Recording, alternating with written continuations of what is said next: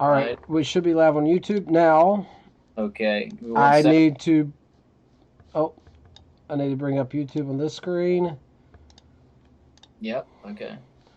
Actually, yeah, I will, but I need to copy it from. Oh my goodness, I got so much going on. Now, the good news is I have two monitors here, and copy invite link. I have two monitors, and it kind of is like spread out, makes it a little bit easier to just be completely honest. Okay, now I need to go to my own channel. I need to go to my live. The good news. Oh, I need to mute my live. I need to paste the invite. There it is. Now I just Mushroom leg already in the house. What's need going on, to pin mushroom the leg? message. Just Should get live set up, buddy. Give us 1 second. okay. All right. So I'm here. Sleep Kirkin. Sleep Token. Sleep Kirkin. Sleep Kirkin. What's going on, Mushroom Leg? Good video this past week, by the way. You had the very cool pea coat, and you had the Misfits in the I don't know if it was a poster, but Misfits on the wall behind you in the video. It was very Oh, cool. in Misfits. Yeah. All, The ghosts. Carrie Davy. Where's the chicks? she's in the bedroom. I don't know if she's asleep or not, Terry. Thanks for stopping by, though. Blood logos. Look at this guy getting all high tech.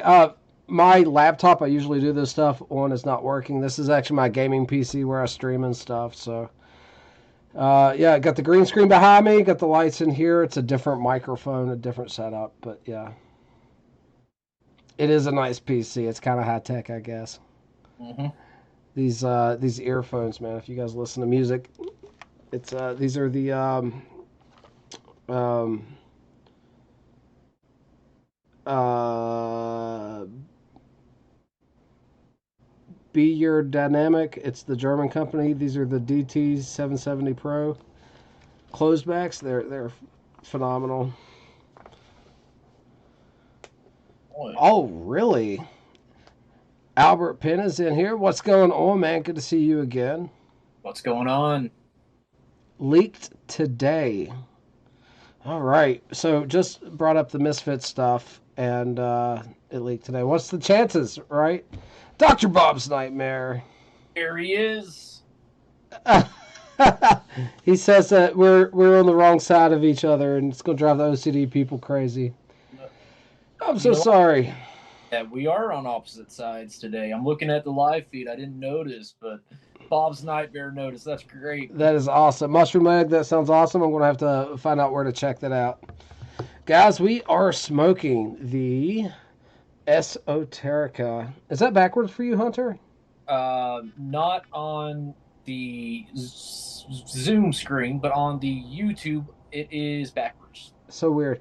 Anyway, Esoterica Tillsbury, and it is rather lovely. I'm enjoying it, guys. The Zoom link is pinned in the chat if anybody wants to join. Anybody can feel free.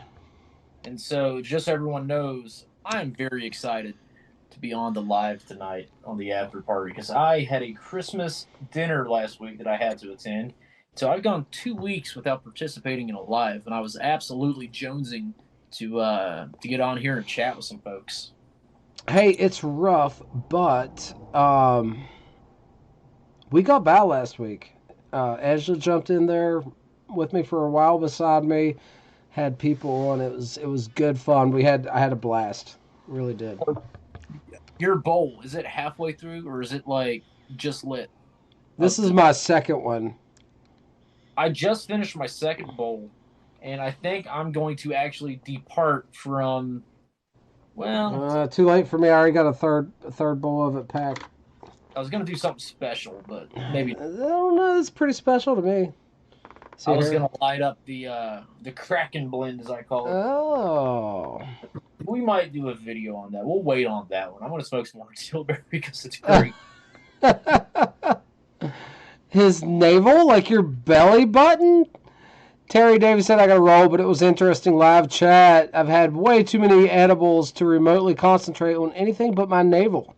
Well, Terry, I appreciate you stopping by, man. Go enjoy that navel, my man. Chris, I thought you were watching a game, bro. I thought you were too cool for us. What is up, bro? Good to see you in here, man. Go. So let's reload. Let's get some more Tilbury. This is the third bowl of Tilbury in the number 1673 tonight. I have been rotating them. And actually, I smoked this pipe earlier this week, so twice in 1 week. That's pretty good for me. Haunted parrot cake. Well, I mean, parrot cake is like 75% Latakia. Add a little burley to it, water it down. Haunted parrot cake. I'm all about it, Dr. Bob. Let me know how it goes, man. Walt, game is on, of course, Chris. Of course. Walt is in the chat. Walt, we did the Tilbury on the podcast and are smoking it still as well. If you'd like to join us, please jump in here, pack a pipe, and we will have a good time. That mixture, the half haunted bookshop, half pirate cake, has gone by several different names over the years. But that's one that I've been meaning to try for a couple of years. And what I've always heard is that if you let that sit in a jar for about a month or three uninterrupted, it really becomes something unique on its own. It sounds interesting. I like both blends, so I would love to try it. Might do And that sometime. I have both here. I could mix a little bit up. I've got both. We might have to try that at some point. The League of the Keeper of the Briars. What's going on? How you doing, my friend? Good seeing you in here. And so this Tilbury, I've smoked up what I laid out to dry. So now I'm getting into the from the tin moisture. We'll see how it It's does. a little bitey from the tin moisture. This is a new tin, the current drop. It was just ordered like 4 days ago from Nova, so it's a little moist. It's a little bitey, but it's incredible. Don't get me wrong, guys. It is an Oh, incredible smoke. So what uh, happened? I just seen Carrie and then it disappeared. Now she's oh, back. that was odd. What's going on, Carrie? And so, Carrie, I picked this up today from Dakota, and you probably can't see the screen. This is the Oh same God! gift mixture. Don't show my bad handwriting. Not only is this gift, this is the exact skiff mixture, the exact tin that gave me the worst tongue bite I've had in a decade. Uh, that's gonna be on video soon. We're gonna revisit it, and I'm gonna make a big deal about it. And no one's really gonna think it's a big deal, but I'm going to, and I'm gonna make the video. And kind of excited and scared all at the same time. But there it is, the crack, as I call it. This is so nice having both of the monitors. I might do this again sometime. So usually, guys, I record in my bedroom at the foot of my bed on like an itty bitty little table with a laptop on it, and like that table's a little aluminum fold up table that I purchased to do mobile ham radio operations. Like I didn't even buy it for this kind of stuff. I bought it to take out and about in the woods, and I'm at my gaming setup with both the monitors and the the big PC, and yeah, this is kind of nice, dude. You all will have to excuse me. The neighbor arrived home outside, and my dogs are going berserk. I didn't even hear him, dude. Okay, good. That's all I can hear in the background. The skiff bite hunter. Oh, Chris, I don't know if you're aware of the story, but last year, I don't know, probably a little over a year ago, I bought this tin of skiff mixture. It's in a jar now. That was definitely over a year ago. Yeah. I had a chemical reaction to it. I don't know if it was the varietal or maybe the casing they used. It's not topped, but every blend has some kind of casing. Something happened, and I had the wildest tongue bite. I was couldn't smoke a pipe for like a week, and in over a decade of pipe smoking, I have never had another case of tongue bite half this bad. It was really bad, and this is the exact mixture. This is D10 that did it, so I'm gonna revisit it and see if it was a fluke or something. I don't know. I'm excited and scared. Is about all I can say. But I call this the Kraken mixture. Oh no, we have a Padre joining us live. Walt, what's going on? Hunter, How's it you going? want to know what I just figured out? And it's not a problem for Walt at all. What's that? It's not asking me to let people come in. Like when you jumped in, you just popped up. I thought it might have been how I invited you, but Walt just popped in there too, which is cool. But like it's posted in there, we can have just anyone jump in. So, but Oh, if someone comes in being a wazoo or something, I can give them the boot as well. So not a problem. you heard him, Walt. You got to behave.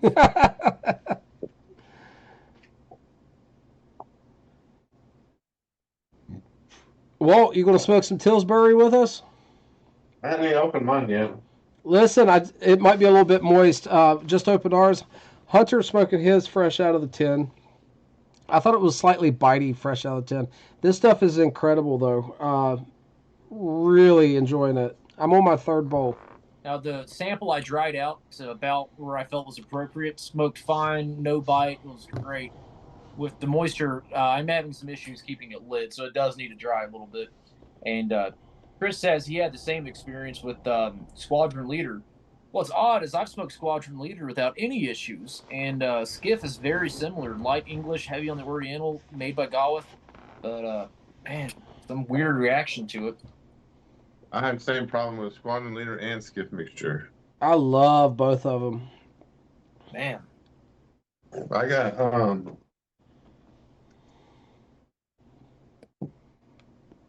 tequila on mine now. It smokes better that way. mm. Yeah.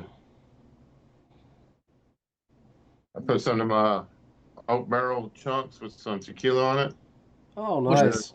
there for a while, and I didn't see what it was. What blend? it's Skiff Mixture. It's in a jar. Okay. Nice, Walt. Sounds interesting.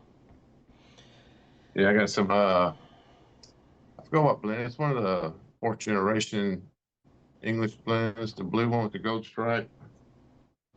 I got some soaked in now with some tequila. What kind of tequila did you use? I just got a cheap airport bottle of the Jimmy Buffett tequila Okay. just to experiment with. I'll get the better stuff later, but I just want to see how it worked, and it worked out pretty good. I'm not surprised, but I didn't know that Jimmy Buffett had his own line of tequila. Yeah, I got the clear too. I didn't get nothing dark, so I just want something easy. What was it called? Margaritaville tequila? Yeah, I think something like that. Probably. I like eating at a Margaritaville. It's pretty good. I hadn't been a long time. Me and the wife went years ago at Myrtle Beach, but We went this year at Myrtle Beach, and I was very disappointed because I ordered a cheeseburger in Paradise, and it doesn't come with Heinz 57. I had to request it. And if you listen to the song, Cheeseburger in Paradise, it clearly states Heinz 57. Who's being pedantic now? I'm glad it's not just me. That's usually my job. But, yeah, a lot of fun. If, Walt, Mushroom. go ahead. I'm sorry. Mushroom Leg said it in the chat. Nice, sweet English that Tilbury. It says a broad cut, extra mature Virginia, and it's definitely got burley in it as well. yeah, But it's manufactured in England, so it is an English tobacco. I don't know if that's the way he meant to say it, or if he's getting Tilbury confused with one of Esoterica's other blends. He's well versed with Esoterica, I know he is. So I'm not sure if he's using English like correctly. This isn't just like Cornell Dill is an American tobacco. This is an English tobacco. So maybe Mushroom Leg can chime in there and and let me know, because I was like reading that. I'm like, I'm not sure. Walt, if you ever, I assume he's still in earshot. If you ever make it back over to Myrtle Beach, the Tinderbox there is a really good stop. is it? Yes. So I missed the Stonehaven guys. Kyle over at Nova. I've been like, he does such a great job that it's easy to like say good things about him.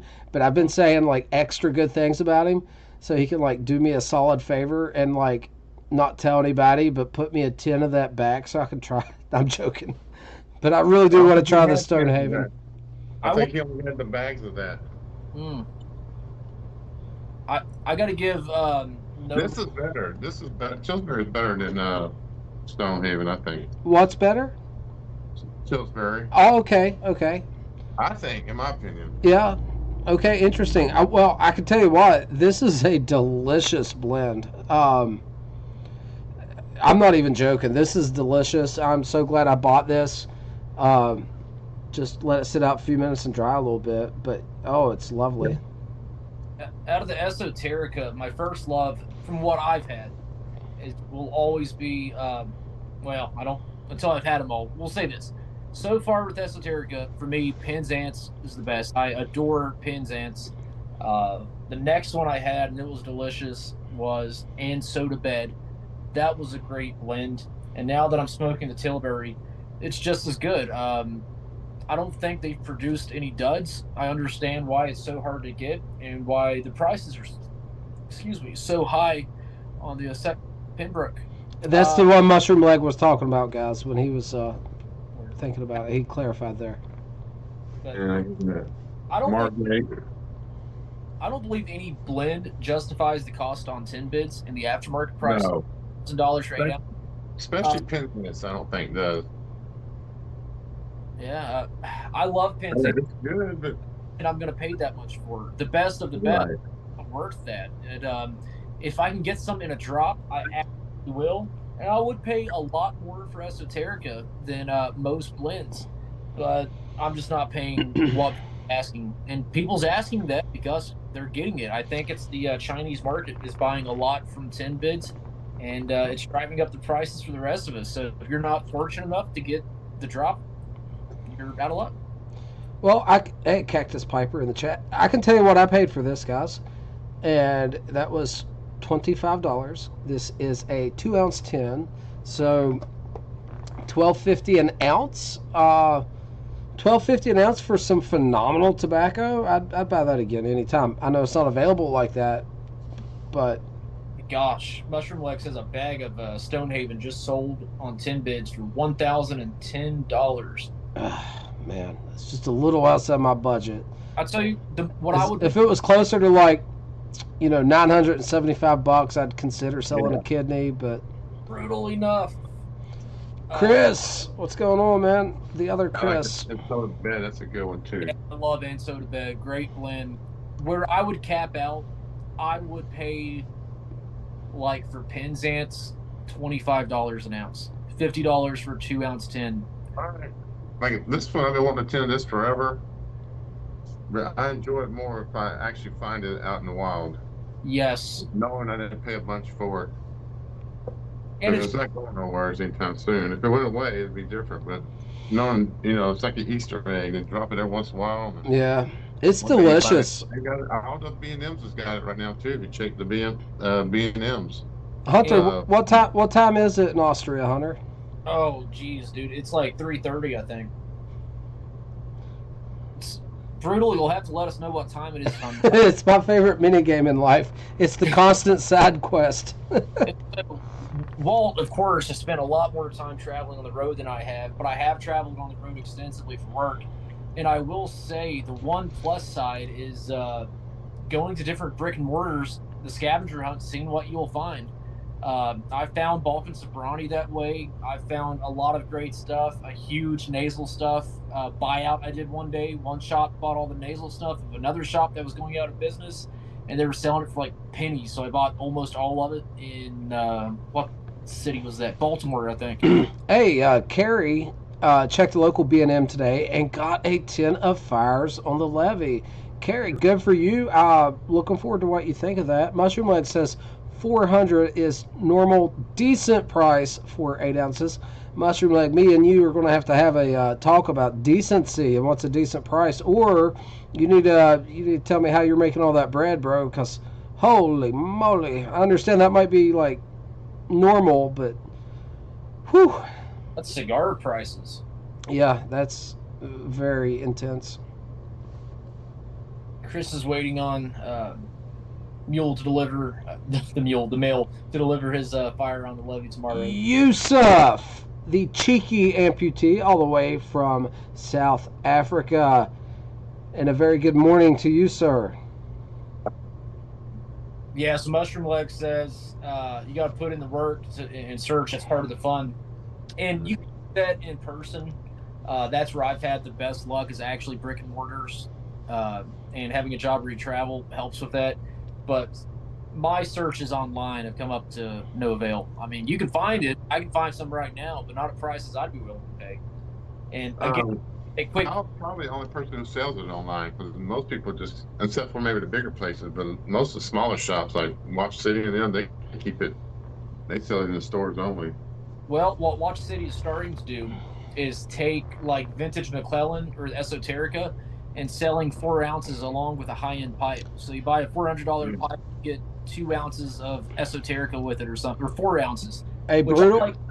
Brutal's going back to bed, guys. He is sick. Thanks for stopping by, Brutal. Very nice to see you, my man. I hope you're feeling better. Take some vitamin C when you get up, and let us know how you get going, man. And another shout out there to Cheeky Amputee. Yusuf, great to have you on the chat. I know Dakota just said hey. I also wanted to say hey. Great to have you back on the YTPC. So yeah. League Keeper of the Briar has a clay pipe, but I've never used a clay pipe. I've never owned one. I've never either. I bet the mouthfeel is strange. He got the fires on the levee as well. Man, you're going to have to try it in that clay pipe and let us know what you think about it. Chris says that he'll pay $250+ on a box of cigars, but can't bring himself to pay the dough for the secondary pipe tobacco. I kind of feel that. I know what you're saying. Pipe tobacco is just, the normal median is it being such a good deal that it's hard to stomach the prices sometimes of the secondary market. Hey, Walt, I hope you have the shelves screwed to the wall really well because that's a lot of weight of tobacco on each one of those, man. You better trust those. All those tins. Mushroom Leg, this was a gift from the Pipe Hunter. He was at my house and we were looking on the estate section of smoking pipes, and this was listed in the terracotta collar here for a ridiculously good deal. I've been wanting a Spigot 80S. I've really been enjoying my other 80S, and it was a phenomenal deal, but being so close to Christmas, I just couldn't bring myself to spend the money on it. Hunter, the little, Yusuf's the cheeky amputee. Hunter is the cheeky bastard.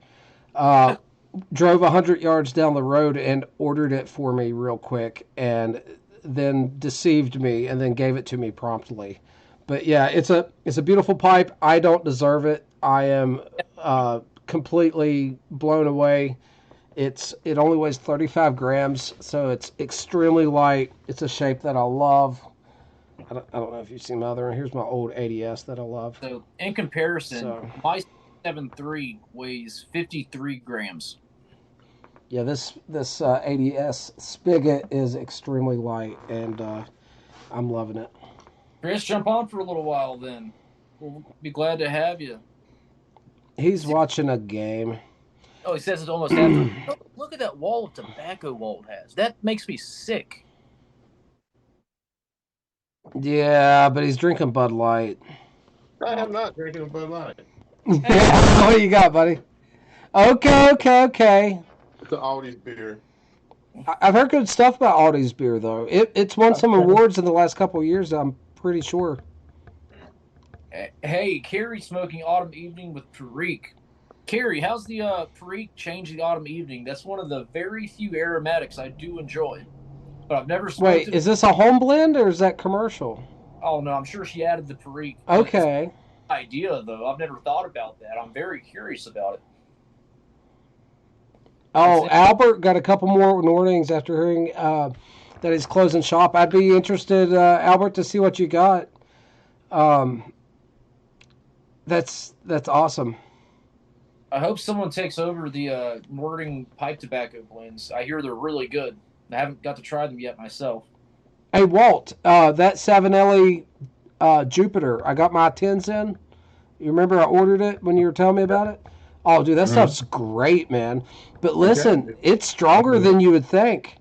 It is. It tastes like pretty I think chill, that's and then I told Hunter it's made me a little sick to my stomach twice, and I'm all about that. Like, I'm all about that life. My wife heard me say that. Hunter's like, "Ooh, I'm gonna have to try it." And my wife's over there laughing her ass off. I've got the blend. I'm very excited to try it. This is the 10 Dakota bot. He gave me half of it here, which I greatly appreciate. But I'm too OCD for this. Look how off that sticker is. It is. I noticed that But too. look at the back. Not even close. I'm like, oh. Dude, Hunter, I'm looking forward to what you think of that one, dude. That actually, for me, kind of scratches a lot of the itches.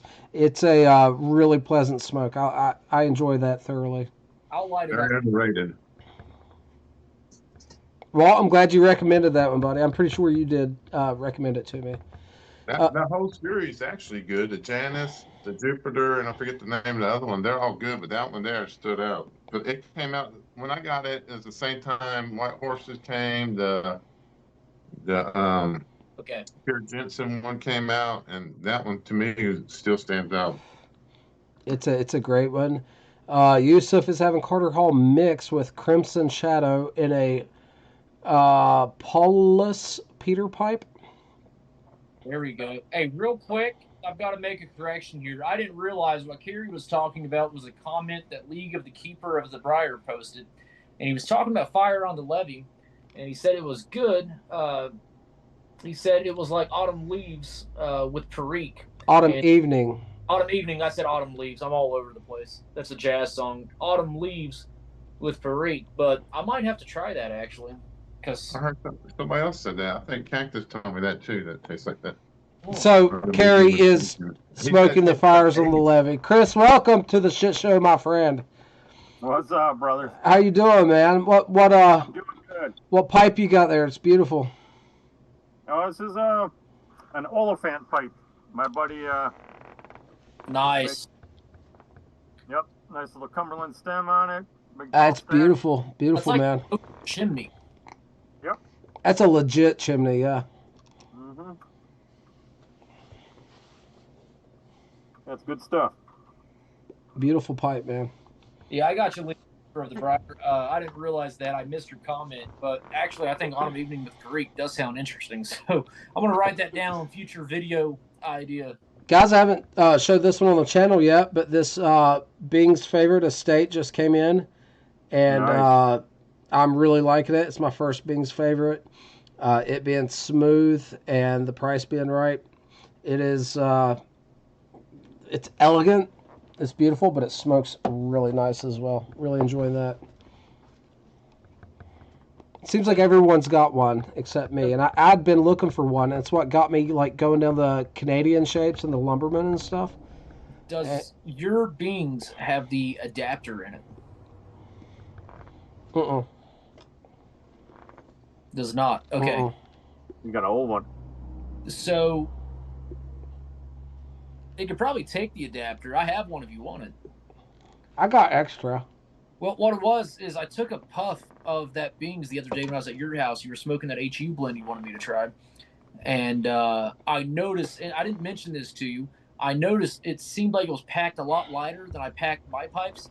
And then as I got home, I realized I bet it doesn't have the filter in it because I have to have the, not the filter, but the adapter. I don't smoke the adapter. I noticed the draw on it was a lot looser than what I was used to. That was like towards the bottom of it. So I was hoping, you know how sometimes like flavors can concentrate, but sometimes they kind of just bleed out as well when you get to the bottom of it. I need to get you some of that HU Dark Sea to try, so you can try your own bowl full of it. It is a smorgasbord. It's got everything in it, dude. I really like it. Chris, you commented on that video, right? Yep. You like that one? You've had it? Yeah, that's a good one. There's a lot going on with it, and it's fun because that's one of those blends that just kind of develops and dances with you as you go through it. So someone commented, because I was talking about the complexity, because it's really got everything in it, you know.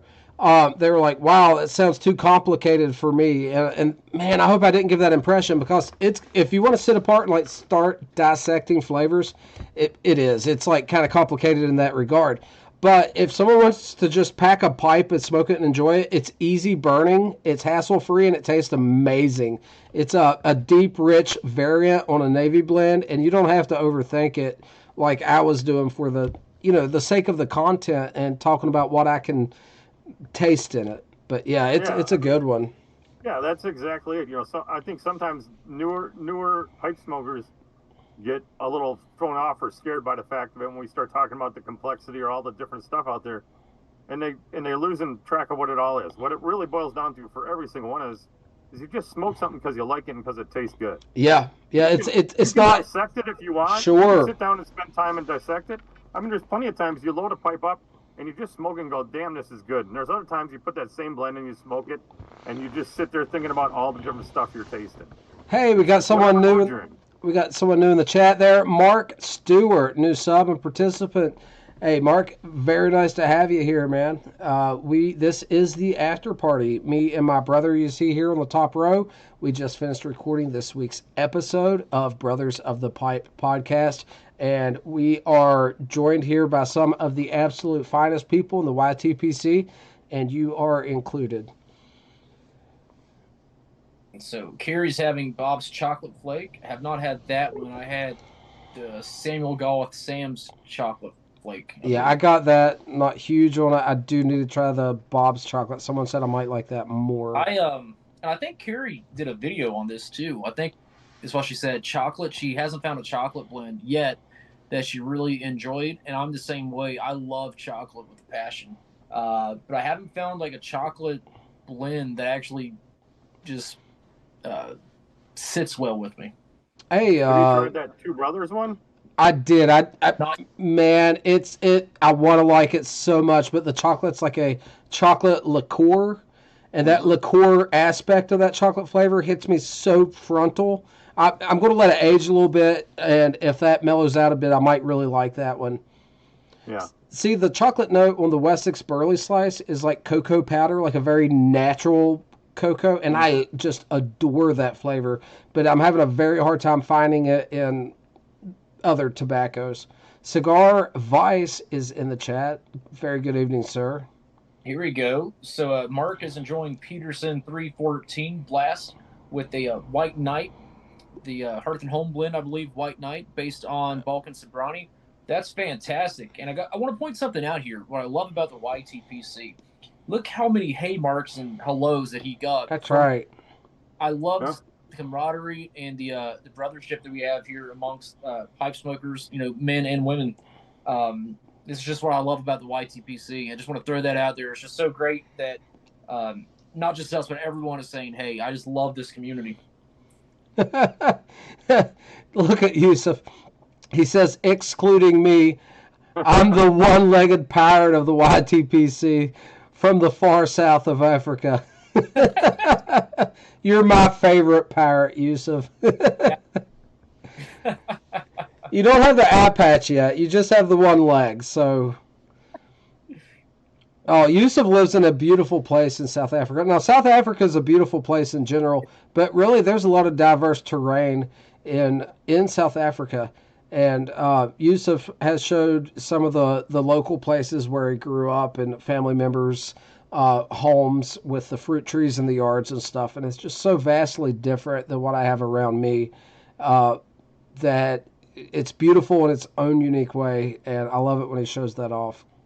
And Yusuf, if you're ever back in the States, I don't care what state, as long as it's continental U.S., you let me know and we're meeting up, and you were always invited to my house. I would love to meet up with you and do a video sometime. Dakota in there as well, the Continental YTPC. Hey, Yusuf did like an American tour that most rock stars would be jealous of. He was everywhere, man. He has saw more of this country than I have by far. He did great, man. I'm so happy he was able to do that.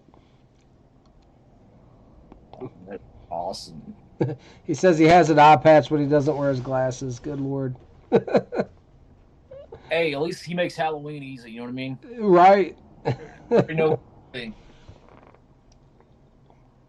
That's great. So, Walt, you smoked a lot of new blends recently. Which one anything that really stands out to you, something that you find repeatable, something you might want to add to the rotation, if not, maybe several times a year kind of thing? New blends to me, or new blends are on the market? Which one? You said new blends to me, or new blends that's on the market? Either, but new to you. That's out or the league sent me a bunch of he sent me Privateer, I liked it. He sent me Sea Dog, I liked it. The H&H Hearth and Homes, which one did he send me? One of them. I have a few Hearth and Home I need to dive in. I got Black House. Black House? Yeah, it's good. I think so. These are in the Slow Age series. All the 10 look kind of like that. That's the First Snow. That's a good one too. But First Snow in that series that I haven't opened yet. I know. See if you like them before they go away, because they're. Hey, Leaf and Briar's in the chat.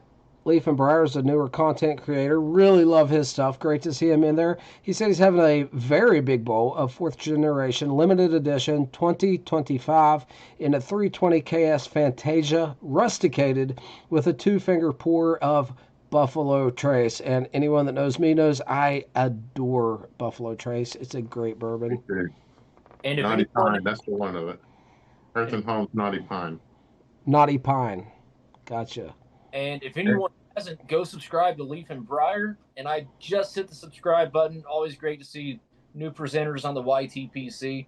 And based on his videos here, they looked really great just based off the thumbnail. Hold on. You told him you subscribed last Saturday. I wasn't here last Saturday. It wasn't here you. last Saturday. It wasn't him. It wasn't him. My bad. That backfired. You missed one episode and the world comes to an end. You know what I mean? Hey, you know how it goes. That's funny. I've got a couple,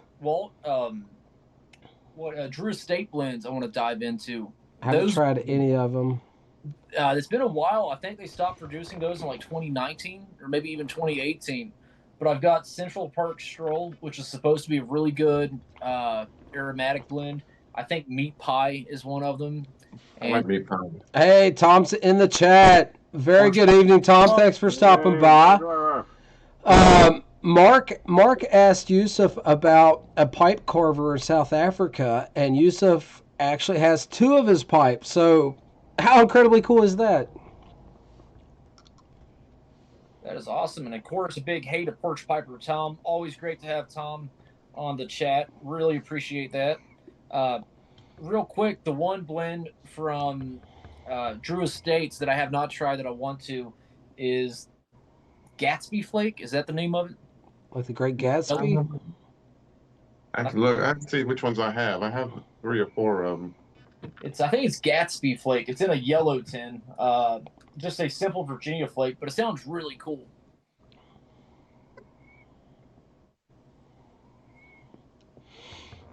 I'll have to dig mine out sometime. There's a third one I have, at least a third one, maybe a fourth one. I just can't remember what all they are.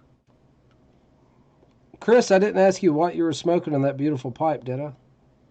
I'm smoking 11th Day of Christmas. Yeah. It's good. It's really good, man. So, yep. This tall chimney's perfect for it. I've been doing my best to not smoke too much before the podcast episode on that, because I have to have at least one bowl left for the podcast. But yeah, I've been hitting the 11th Day of Christmas hard. Great blend. Very happy with it. Yeah. Very good blend. And I'm going to dive into Savinelli Jupiter. Oh, nice, man. I'll go get. I can smoke that next, or I could do Dark Sea next. I don't know yet. Man, I could have dug that out too. That's on my list of tins to crack too. I just got that in last week. Which one? The Jupiter? Oh, it's strong, dude. It's got some nicotine. I really like it. Vitamin N is my friend. And Yusuf says, I've got it right, Gatsby Flake. He had it when he was in Boston. He said it was a really good flake. Nice. So I have to keep an eye out for that one on the estate market at some point. Yeah, Walt made that recommendation to me, Chris, and I got a few tins of it. Popped one open earlier in the week. Got some of the Hunter today. He hasn't tried it yet. Since he's smoking that, I'll probably smoke the HU Dark Sea. I've been having a lot of that Jupiter. I loaded up on that 7LE stuff when they had it for 20% off. Yeah. I was like, I'm gonna grab this before it's gone. Really good. But I've had like Brunello Flake. It has like this almost strawberry topping to it, but it's a beautiful Virginia Flake. Very well done. Very good blend. Cigar I got 4 Voice. tins of that stuff. It's good. Hunter, the Pipe Hunter, if you're not subscribed to him, my brother here, the Pipe Hunter, he has recently did a video on Christmas blends, and I think we have one together on my channel as well talking about Christmas blends, but there's some possible recommendations to look into. The Watch City one's not bad either. I just had that. What's the name of that one? Watch City did a Christmas blend that they put out. Is that the Christmas cookie? No. Well, It's called Christmas. What is it? Christmas 2025 or something. Okay. One of those shops has got a Christmas cookie, but it's a Boswell's. Boswell's, but it's available year round, I believe. yeah, It's year round. I've got some Christmas cookie. I don't remember it though. I still have it. Good Lord. Look how many blends Yusuf smoked when he was on his America tour. Oh, Jesus. He smoked like an insane amount of cigars as well.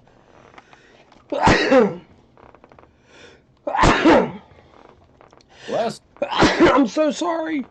we haven't even dipped into the nasal snuff yet, man. I was gonna say, you guys haven't even done snuff yet, and you're sneezing. Come on. Got some right here, guys. We've got to be I professional. got a bunch right here. I keep this stuff everywhere. Dude, I think I sent Walt on. This one is fantastic, man. Viking I Dark. mentioned some of the Drew Estate blend, and I guess Walt went off looking for him. I'm curious to see what he comes back with, though. All right, guys. This is. It used to be produced in Africa. I don't know if this still is, but the Viking Dark. It's a wonderful, coarse, dark snuff. Let's go ahead and give it a go. Thank you, Yusuf. 450 cigars. My Jesus. gosh. Winston Churchill number is what that is. Leaf and Briar just did a review of Christmas Cookie. I'll have to check that out.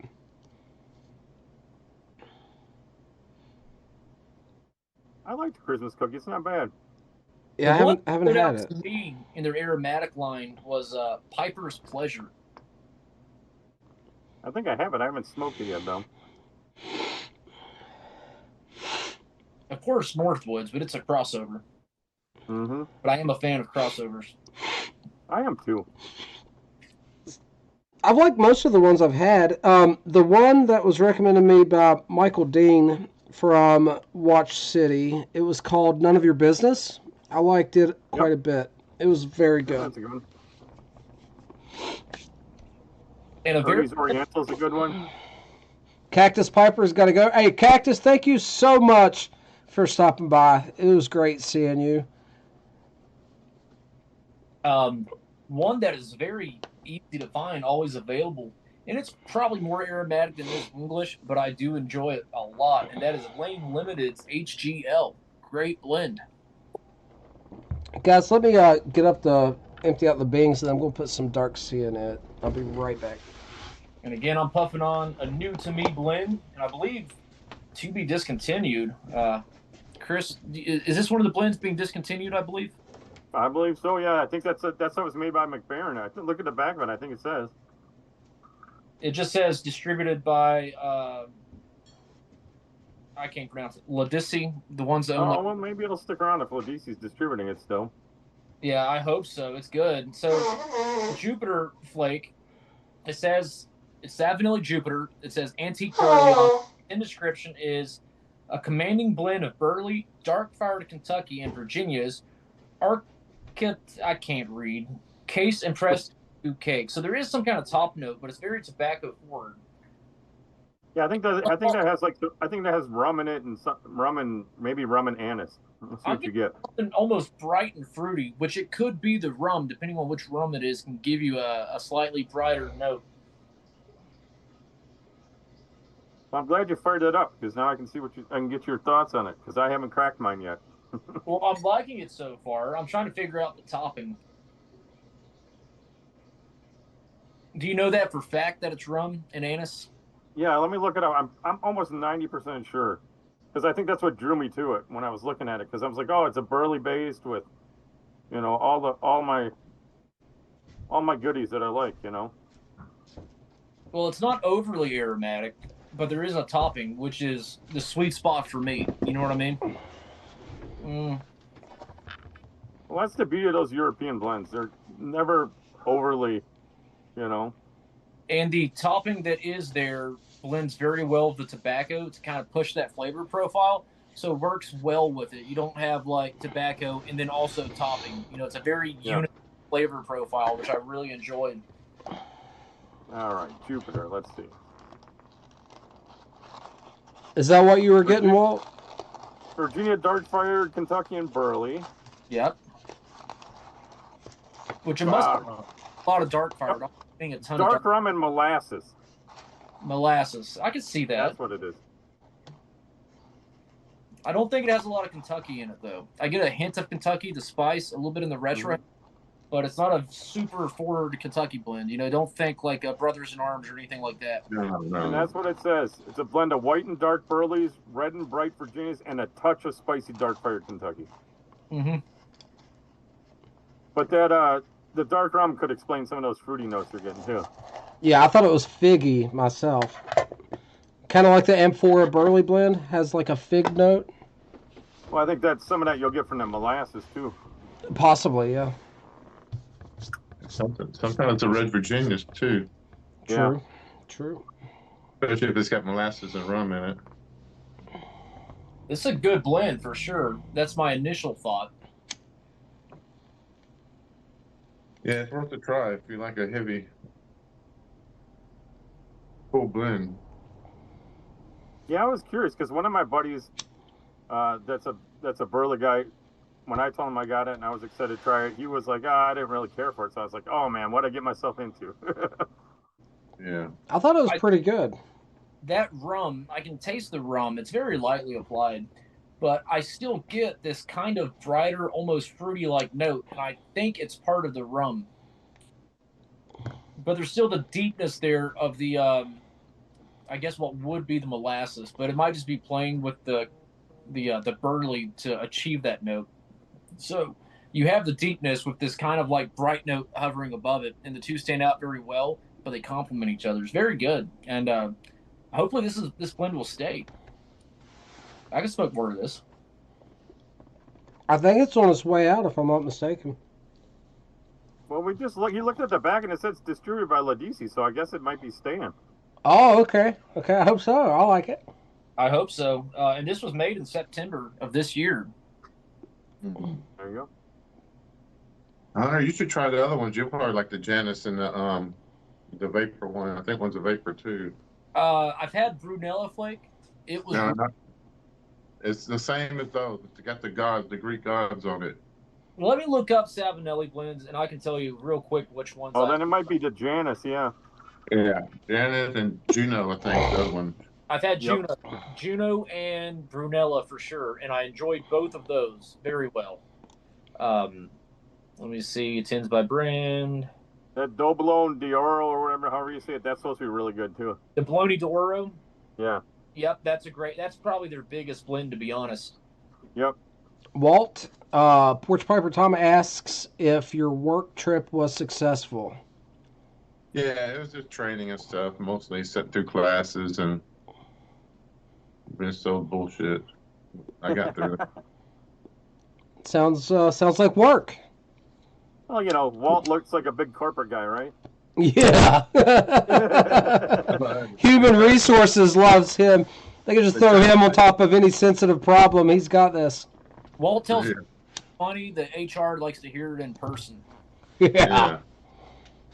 And so one Savinelli blend I have that I haven't tried yet, I thought I had 3 tins, but it looks like maybe only 2. The Savinelli 145th anniversary blend that came out last year or this year. Yes, that's good. The 140 and the 145 is good to me.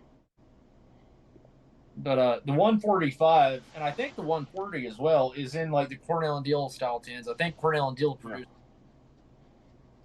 Yeah. But they were one shot, I think. So Mark says his great grandparents was married in Talladega in 1908. Wowzers. 3 years before John Browning's 1911 pistol. 2 years after the standardization of the .30-06 cartridge as a military round. 4 years before the sinking of the RMS Titanic. Okay, now there's too much math going on here, though, guys. Come on. Oh, At least you had firearms in with it, but I mean, there was a lot of math there. Single-digit math. Come on. Hey, Chris, my math be mathing, bro. You know what I'm saying? Break out your calculator.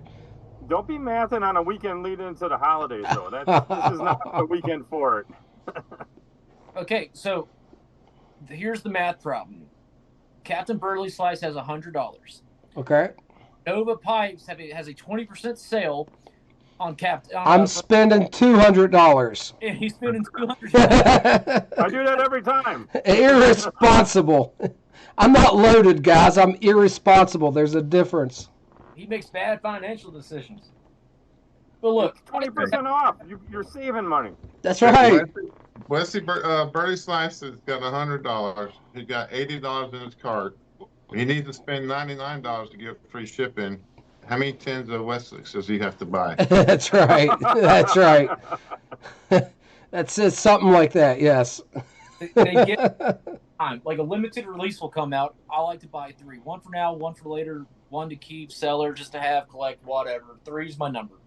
Okay, so you get those. Except for that 11th day of Christmas, because it sounds like you're saving your 1 tin to try to have some left. Well, a little tight this time of year. But you buy 3 tins, that's like, I don't know, $60 right there we'll save. Okay, we're trying to get free shipping. So, of course, then I end up getting some pipe cleaners and something else I want to try thrown in. Next thing you know, I'm buying like 4 ounces bulk of something to put in the cellar. And so 3 tins end up costing me $100 plus taxes. Tom was asking the other day, or mentioning him when I mentioned something about this. He said he was looking forward to seeing it. Porch Piper Tom and the Georgetonian Gent is the reason I was interested in the shape to begin with. But yeah, it's a smooth Bing's favorite, Tom, and I absolutely love it. I adore it. And let me show him. Dr. Bob, you nailed it. Hey, Hunter, they're going to do another drop on the 11th day of Christmas. If they hadn't already done it, I haven't checked this week, but they're supposed to do another drop. Dr. Bob, he's on vacation now. Till the end of the year. So Dr. Bob called me out on my math. Okay, he's not wrong either. That's what I said. He nailed it. Yeah, the military trials was, I don't know if it was a couple years before. Yeah, okay, Bob, you got me, buddy. That's why he's Dr. Bob. He's doctor, and I'm not. I don't even play one on TV. But I did stay at a Holiday Inn Express last night. There we go. How did that pipe you were holding up? Which one was it? I'm so sorry. Oh, that was. We were getting in our shenanigans. I don't know why I try to show pipes on here because my lighting is terrible. But I was trying to show Tom the rusticated Bing's favorite that I have. Oh I yeah. got that one. I'm gonna have to get a smooth one now. Though I keep seeing all these smooth. Everybody else is smoking smooth. Hunter, let me see the top down. Let me see how thick your walls are. I think they're a bit thicker than mine. Personal. It's like I said, my lighting is terrible. I will say after taking a puff off Dakotas and holding the smooth and having my rusticated for a couple of years, typically I'm a rusticated guy with something like this. And with the Bing's favorite, the smooth was really nice. I'm not gonna lie. I don't know how well this is looking in camera, but IRL, guys, this is a beautiful, elegant little pipe. And the price was right. It was an estate pipe off of Smoking Pipes. I got it for $75, so I'm very happy with it. Nice. And I need a pipe cleaner. As soon as I say that, I'll clog it up. We'll talk to you, buddy. Thanks for stopping by. Always great seeing you. Bye, Tom. Let's see you, user. But yeah, this well, I had to drop everything, didn't I? Savinelli blends are those blends I never think about, but every time I try one, I'm like, that's really good. Why don't I smoke more of this? And Mm-hmm. man, every time. Yeah, that's the truth. It seems like not a lot of people. I mean, it's the Doblone de Oro's, the one everybody smokes that you hear of, but you never hear anybody smoking any of the 7Ls. You know, pipes, but nobody thinks of that tobacco. Mm-hmm. Well, I'll be honest. I think there is this stigma or something about manufacturers that make pipes and tobacco that you can make one or the other, but you can't do both well. You know what I mean? Like Peterson makes pipe tobacco. You see some people smoking Peterson tobacco, and I mean the actual Peterson line, not the Dunhill line they make now. But you don't see a lot of people smoking Peterson pipe tobacco. I feel like they have a lot of great blends. And I'm in that camp too. There's a lot of Peterson blends I've smoked. I'm like, why don't I smoke more of this? And it's a year before I get around to another 10 of Peterson. I think Savinelli's the same way. We think of Savinelli, we think pipes. We don't focus too much on the pipe tobacco, but when we do smoke Savinelli blends, we're kind of surprised and we're like, oh yeah, I forgot what a great blender Savinelli is as well. So I guess you can do both. You can make a great pipe and great blends too. But I guess Dunhill's the one company that in the day did pull that off. They were known for their pipes and their blends. But here's the thing: the Peterson factory that's making the pipes is not making the blends, so that's something else to keep in mind.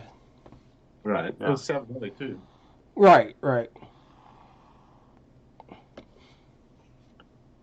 But Just like Betty Crocker's not actually making the cake, right? Am I right? Oh, Betty made those cakes.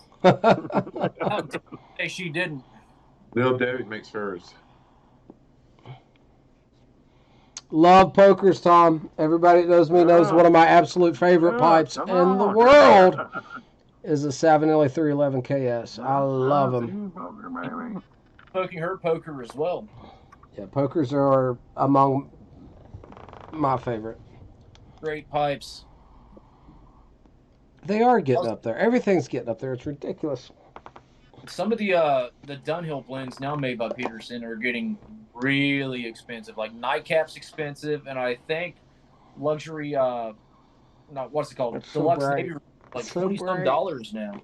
So bright. Yeah, that's the tough thing with those Peterson, man. They're starting to get up there, and you're starting to get into like, you're in GLP's territory, Yeah. Let me see here. So Deluxe Navy Rolls is $26 on smoking pipes. Ooh. Something like Elizabethan, $16.75. Nightcap is $19. $19.70. I won't pay that much for it. I get GLPs for it to buy any more of that. Yes. I was gonna say if you want Peterson blends, just go on Cigar Bids and win them that way. They're getting high on there too, though. The Virginias, anyways. Some of them you can get for a pretty good value. I've seen 965, competitively priced on there. 965 and Irish Cast and Irish. Irish Flake. Let's take a minute to talk about Irish Flake, man. My goodness, me and Hunter just got a hold of some of that recently. 209, Johnny sent it to us, and Walt, when I popped that tin, I didn't know what Irish Flake was. Like, I didn't know the contents or what it was. It smelled so strong. I thought it was some kind of like European deep aromatic. I was like, what the hell am I smelling? So I just opened it to split it up with Hunter. I wasn't smoking it right then and there. So later when I come back to it and smelled it and it aired out a little bit, I'm like, oh, that's dark fired. That's, and I read about it. That's a flavor bomb. And so it's really good. That's been really on my radar for a long time that I've talked about on the podcast that I really wanted to explore this blend. And I'm so glad we have this 10 that Dakota and I split. Thank you, 209 Piper. I don't think he's in the chat today, but I still want to give him a shout out. But beautiful flakes, beautiful dark fired. And it's like ODF, but, on steroids, amped up, vamped up. It's a stout blend, but in a really great way. If you like strong, stout, punchy, burly, dark fired blends, this is the blend for you. Carrie, there used to be a time Nightcap was sold in bulk. I bought a bunch of it by the pound back in the day. Boy, was that not the good old days. Yeah, that's how I used to buy it as well. Early Mooring Pipe 965. Did a lot of that. Yeah, the Irish Flake, though, guys, absolute flavor bomb. Not overwhelming in kick or anything like that. It's just very flavorful. I don't know. I thought it had a little bit of a nicotine kick. You did. You mentioned that and you asked me about it. I didn't. I didn't notice anything. It You know takes what's like funny? takes a little bit for me to notice it. So it's funny how people respond to blends. So I thought the Irish Flake had a pretty good nicotine kick, and you didn't. Vice versa. Okay, you thought that the Savinelli, the Jupiter had a big nicotine kick. I'm not really feeling it. It was the bottom of the bowl on two of the bowls I've had. I've had probably half a dozen bowls. At the bottom of two of the bowls, I felt a little bit of nicotine. A little bit of nicotine. Pipe Philosophy says, "Hey everyone, glad to join you." There it is. The Zoom link's posted at the top of the chat, man. So feel free to jump in. Okay, so Cigar Vice might not know my history with starting petitions, but earlier this year I started a Change.org petition to increase production of Wessex Burley Slice, and actually got signatures. It was tongue in cheek. It was a joke. It made for a really good video. I've seen more recently. I've seen a lot more. Hey, listen, I sent emails to corporate, and corporate was sending me emails back. It was great, man. They were Did they like, send you a 10? no, they didn't send me no 10. I am the ambassador, damn it.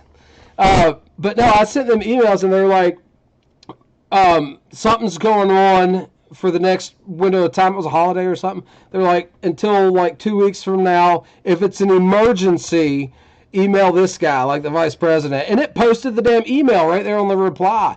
So I send my dumbass email about my petition with a URL link to the Change.org petition to the vice president of COP or whoever it is that owns them. You know, it was great.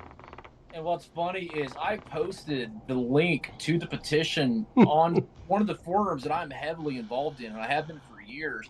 Dude, I was getting some nasty. Oh, people were like lefty bitching, like workers' rights. Those guys are probably worked to death, and now you're put. I'm like, Oh, good God, man. Dude, I'm sorry, it was some real butthurt people. How dare you ask for more? Yeah, let me tell you something straight up, guys. To not let a manufacturer know that their product is in demand and there's more of it is a disservice to the workers. Right. My goodness, dude. And by the way, It's just crazy. These thoughts are crazy Burley people Slice have. is made in Germany. I'm pretty sure they have very fair workers' rights in Germany. I mean, last time is rules and regulation. I mean, that's their hobby. So, yeah. That was Yeah, fun. man. Get me started on this. That's crazy. People are insane.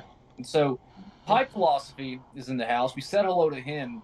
He posted some great content on. He's been smoking the John Cotton's double press Burley blend, and he's making it sound great. And great video that he uploaded on it of the opening and smoking of it. And Hunter says that sounds great. It was today I offered to split a 10 of it with him. And well, I know, but we have so many open. We tins. do. We're trying to limit how much we open right now. I have a 10 of that I'm wanting to get to. It's just I just stocked up on a John Cotton stuff because it was like they had it for like 20 or 30% off. It was like $15 a tin. I've had a couple of them. I've got one of the Burleys. I haven't tried it yet, but I'm looking forward to it. yeah, cigar It was good too. I 176. got the Dark Fire and the Scottish coming. I've smoked a lot of the Scottish cake. That I've got 110 of McConnell? that. Yeah, McConnell, that's what you're talking about, right, McConnell? yeah, I've got 110 of that. John Cotton had a double press Scottish that I got some of to Oh, try. I see that one. I'm sorry. I haven't seen that. Sounds good. I like the McConnell brand. I gotta stand up for a second, The guys. My McConnell back's stuff's killing me. good. I like the McConnell stuff. So with the double press, the John Cotton, of course, that is Russellette blended those. I've had a 10 of the Virginia. It was pretty good. I liked it. Simple but good. And then Dakota and I each have a 10 of the double press Latakia that we'll have to try. And then I Dakota like that one. early. So that gives us some variation there. Yeah, that double press Burley's good. Just nothing super crazy, but just good, rich, deep flavors to it. Absolutely. Anytime Pipe Philosophy. I thought it was a great video. Enjoyed watching it. I don't know how I missed that one. I definitely want to see his impressions on that. That's one of the blends that I've been looking forward to trying. It's been highly recommended. Yeah, I don't know. Yep, Cigar Vice, thank you for your service. Guys, he's been on post when he jumped in here. He is dedicated. You know what I'm saying? He's doing the damn thing. Everybody, if you haven't checked out Cigar Vice's YouTube channel, he's got a beautiful space at his house that he set up into a smoking room. It looks great. He's doing a great job. Soren Slinger in the house. He's been smoking this beautiful, and I mean to die for, K. Woody Bulldog with a beautiful. Oh, that's not what I thought you were going with. Well, he's been smoking that cob too. That chunky poker cob. I've never seen anything like that. Like, that's got to be some of that genetically modified corn that makes cobs that big. It's big old. I just ordered. I got both of them now. I had to go back and get the black one. They had free shipping this weekend, Friday, Saturday, Sunday. So I was like, oh, there goes another $60. Yeah, worth it though, right? Tell me about the K. Woody he was smoking, Hunter. Yeah, he's been posting this K. Woody Bulldog, and so I was a K. Woody collector back in the day, and I still have an eye for him. And I'm a big Bulldog collector. I have a whole rack of nothing but actual, and I don't mean like the 673 Bulldogs. I mean like real straight Bulldogs. And my favorite pipe shape, and I don't know, it was a beautiful K. Woody Bulldog, beautiful grain on it, just a beautiful pipe. And yeah, look at that. Oh, nice. Another great K. Woody. Yeah. Dakota a couple years ago gave me a K. Woody flame grain billiard, and you want to talk about some beautiful grain on that.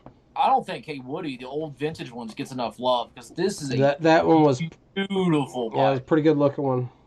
I just sold. I either had one for sale or just sold a flame green. I don't collect K. Woody so much now. I try not to buy too many vulcanite stems anymore. I do buy some, but I try to buy mostly acrylic stems. But I love the K. Woodies that I have, though. I'm happy with my collection. And I do have one K. Woody, two K. Woody Bulldogs. They're both the White Briar. One's a regular Bulldog, and one is a squat Bulldog with a saddle bit. Great pipes. Dr. Bob says he's halfway through a bowl of Greg Pease's Horizons. That's one I haven't had that's on my radar. Pipe Philosophy said, yeah, he almost bought that cob but didn't want to go through a divorce. Yeah, I feel it. Well, now's the time to get it, because you can buy just that one cob. You don't have to be like, oh, I got to spend $125 to get free shipping. You can buy the one for $60 versus dropping, oh, well, I just got to add a little bit more and I'll get free shipping. Yeah, but have you seen the price of divorce lawyers here recently? It's getting insane. Oh, Sonoran Slinger. Sonoran Slinger is smoking some 507C from 2019. He also stoved them. Oh, I bet that's delicious. That sounds delightful. I love 507C. No, I've got to look this up. The one that I was smoking back in the day, I've got just a little bit left. When it was available, my favorite bulk Virginia flake was the Newminster flake they had. They're gone. I know. The 400, so 400 Superior Navy flake. That was my go-to bulk Virginia flake. What a fantastic blend. I hate to see that one go. I've got just a little bit left, and I say this all the time, but it's another blend I wish I would have stocked up on. It's always there. It's always available. So you don't put too much thought into stocking up on it, because you can always get it when you want it, and then it's gone. And so as it's available today and has always been, does not mean it will be available tomorrow. The League of the Keepers of the Briar says that Horizons has been a new favorite. So, yeah, it's on my list, man. It sounds delicious. I haven't had that one yet, though. You were talking about complex earlier. Horizon's one of them that you get different times you smoke it, you pull different flavors out of it. Yeah?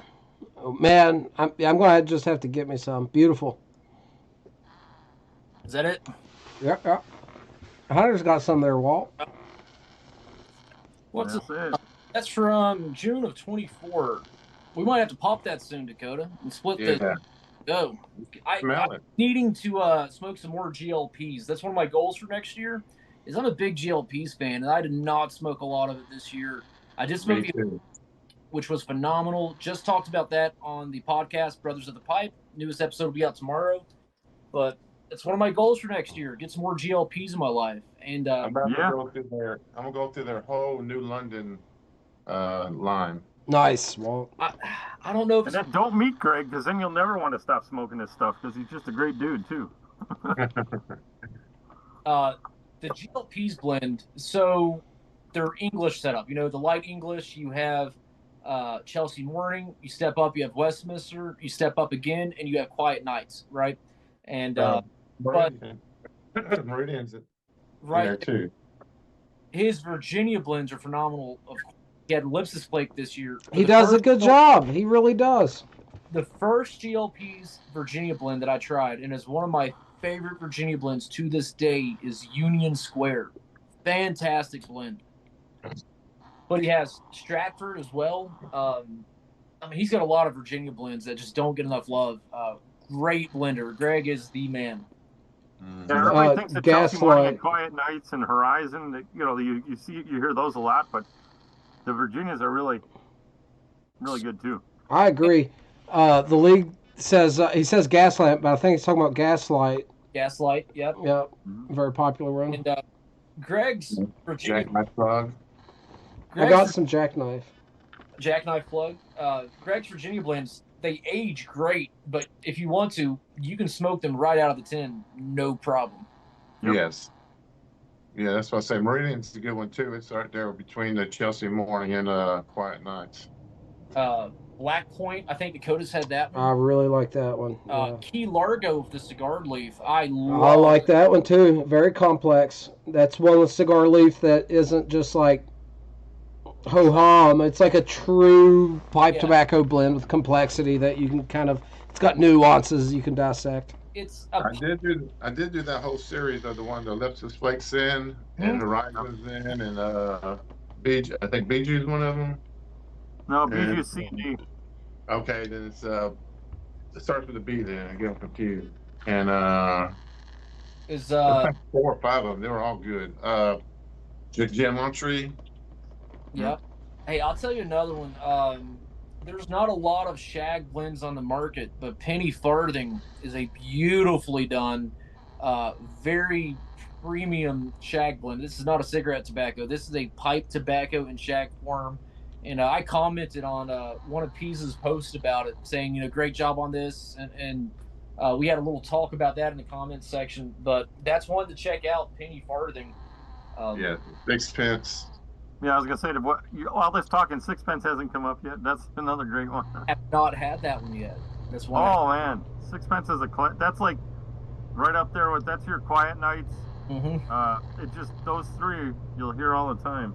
And Dakota mentioned, or who wasn't on here mentioned, League of the Keepers of the Briar mentioned Gaslight. That's like is it a plug or is it just a really thick? I think it's a plug. Anyways, I've had it.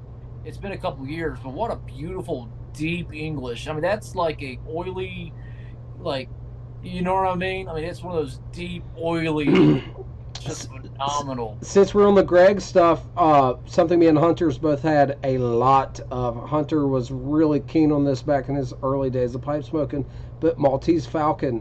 Love Maltese Falcon. I messaged Greg directly about the top note on Maltese Falcon.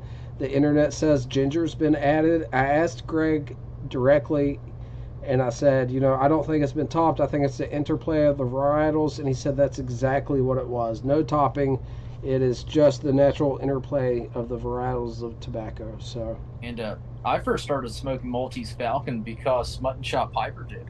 Big Mutton Chop fan, and had to try it. And I've smoked many tins of Maltese Falcon. And I can't believe I didn't mention that in this Greg talk, but what it's really good. Delicious blend, done so well. Man, I mean, I really can't say enough about that, but it slipped my mind for a second. But that was one of those staples when I first got into actual premium pipe tobacco. I started off with English blends, and I was smoking a lot of Frogmorton Cellar, and I was getting bulk Proper English, Kramer's Father Dempsey, bulk Dunhill 965, and of course GLP's Maltese Falcon. I mean, I owe a lot to that blend. It's that's a shag cut as well, Carrie, or at least I would call it. Pipe Philosophy asked about dark bird's eye. I have some dark bird's eye vintage cut, but it still seems like shag cut to me. It's supposed to be vintage ribbon, but I'd just call it shag. Yeah, bird's eye is really good. Five Brothers is a shag. Carrie asked what Five Brothers, what kind of cut Five Brothers was. That's a shag cut. Yeah. Carrie asked. Jesse was talking about that the other day. He did a video. He was talking about Five Brothers, and the comment that I put on that video was just I don't remember, like bold, to the point, no fuss, and he agreed with me. I think I'm gonna grab a cigar, guys. I have the JFR 20th anniversary. I've been looking forward to smoking. So me and Hunter both love the most of the Aganorsa Leaf stuff. The JFR Lunatic. We're big fans of the JFR Lunatic, and the JFR 20 just come out this year. I haven't tried it yet. I got one in there. I think I'm gonna pop that bad boy out and give it a spin. Nice. I'm gonna go Hunter's route. Pull out my Saint Nick. Don't But go with the old 673 for him. Don't get him all excited now. I'm gonna have to buy another one now because that's so pretty. My wife still hasn't smoked her 673 I bought her. I have an unsmoked 673 sitting on my 673 rack. Scares at me every single day, and I think she did it on purpose just to haunt me. Well, maybe you just need to break it in for her. I suggested that. I told her. She said absolutely not. That is her pipe. I'm not to touch it. Oh man. Kill me. It's the Oceana Smooth, so it has that beautiful swirly acrylic stem. I got a 320 in the Smooth. And that is the only Smooth 673 in the house. And I want to smoke it so bad just to see if the Smooth smokes any different. Now, I do have a smooth, Savinelli 320 Trevi. And man, what a great pipe. She bought me that for my 22nd or 23rd birthday, and that is a treasured pipe. I got an Oceana Smooth 510 Bulldog, but I'm trading that away for a Smoking Barrel Briars Canadian that I can from a buddy. There we go. So it works out.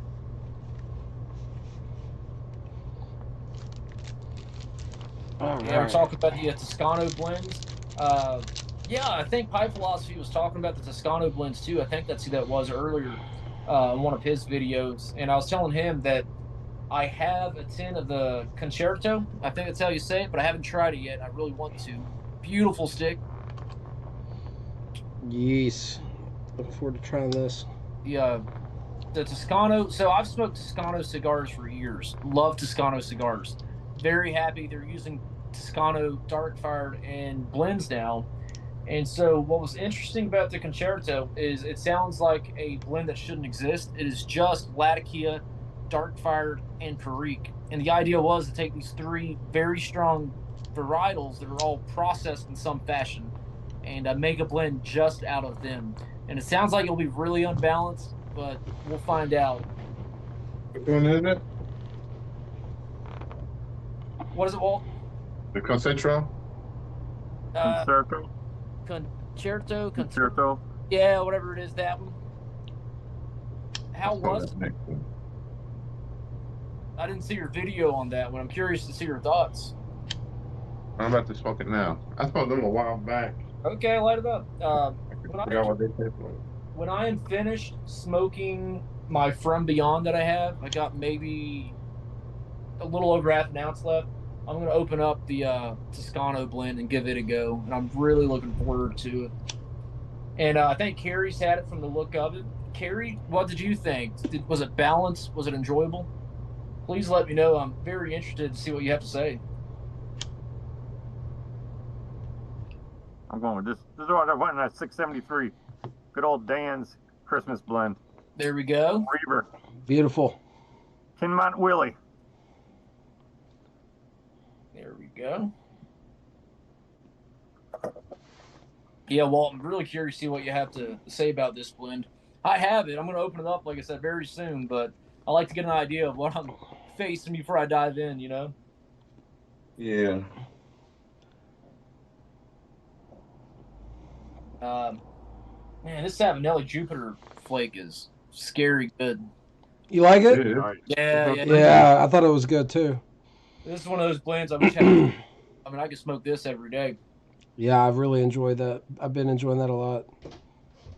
So Curie says that the concerto, I think that's what it is strong and delicious. So that's exactly what I wanted to hear. I think Pipe Philosophy was talking about there was a fourth one that was a limited run, limited release. I don't know if they'll have Yeah. it. The Pellini. Yep, that's it. I wish I would have got some of that, but that's okay. Tom says he's going to sit on his 110 from Beyond for a bit. Not a bad idea, Tom. Yeah. I didn't mind it fresh. I know Carrie's thinking a little age would do it some good. They thought it was a little. I don't want to put words in her mouth, but. No, she didn't like it. She didn't like it as much, but her husband liked it. That's what I think it was too, though. Possibly. They But her both husband's a smoke big Englishes. nightcap guy too, I believe. They both smoke nightcap, but I know he is, but Carrie smokes nightcap as well. My mistake was I knew it was based on a very old vintage tin of nightcap, so I had this idea in my mind of what From Beyond would be, and it wasn't that. And so it wasn't bad, it just wasn't what I was expecting, and it didn't have it had Latakia, but of course it had the very aged Latakia, which I enjoy aged Latakia, but it didn't have the punch I was expecting. And so the Oriental shined through a little bit more than I was anticipating. And so it just it was a good blend, but not what I was expecting. And I'm very picky with Englishes. For me, I like a very deep English, something like a Captain Earl's blend would be along those lines. A 10 Russians or a Night Watch, especially. Love yeah, Night it was Watch. more of a creamy Latakia with the Orientals dancing in it more forward. And I love Oriental too. So it was good. It was just wasn't what I was expecting, and that was my own fault. You know what I mean? This is my own notion of what it would be, and that's why I shouldn't, have an idea of what something will be until I try it. Carrie said it's a tad rough, so that's kind of. So the one small batch this year, I enjoyed it. I gave it a very good review, and I stand by the review. But over time, I did find it to smoke a little rougher. The more I smoked it, was actually the San Sepulcro, believe it or not. Oh, really? Yeah, I like that a lot. I liked it. It just, I don't know. It just wasn't the blend for me. I would still give it 4 out of 4 stars because it's a great blend. Just because something's not exactly up my alley doesn't mean it's not a fantastic blend. You know what I mean? It just wasn't the blend for me. But Carolina Red Flake for the small batch will always be probably my favorite small batch blend. And with Perique. Carolina Red with Perique's my favorite of the bunch. It was a lot more different than just Carolina Red Flake. This year's Carolina Red with Perique was really more McClellan like. It was ketchup in a bottle. It was pretty ketchupy, which I mean I enjoyed it, but I've smoked the last several Carolina Red Flakes that was just Carolina Red Flake, and so this one was a lot more different than I thought it would be. But I still really enjoyed it. But it was still up my alley. I love the Carolina Red Flakes. That's probably my favorite small batch. And even though I'm not a topping guy, man, they do Sun Bear well. And this year's Sun Bear Navy Cast, I really do think was the best Come one. say hi to everybody. No. I like this year's too. The Navy Cast was guys, check this out, everyone. This is a Cascadia backpacker, and if Pipes and Cigars still has these in stock, once you add them to your cart, they're only $20. This one is no, they're back to regular price now. Are they? Yeah.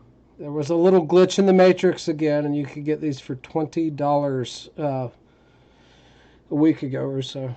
Well, shucks. Great truck pipe. Mm-hmm. Yeah, have you smoked them, Chris? Oh, yeah. Okay, this one, check this I took one out. to Florida. I was smoking it in the pool down there. Check this. Oh, you told me that. That's right. This Yep. one's a little loose. Oh yeah, mine is definitely not loose. Though I got 2 or 3 of them, and they're all pretty damn snug. I haven't smoked out of it yet. I wonder if that grommet will soften up after it heats up a little bit. Yeah, because it's just like a rubber grommet in there. Yeah, that's what I was thinking. It might grip it better once it heats up. I haven't smoked it yet. Now, I will say, Dakota, looking at that on the camera, at least in this lighting, the briar looks a lot better than I realized. I don't know why, but it's like pretty dark. I got a lot of light here, but it's not showing well. Tilt it back just a little bit, and you can really see it, at least on the camera.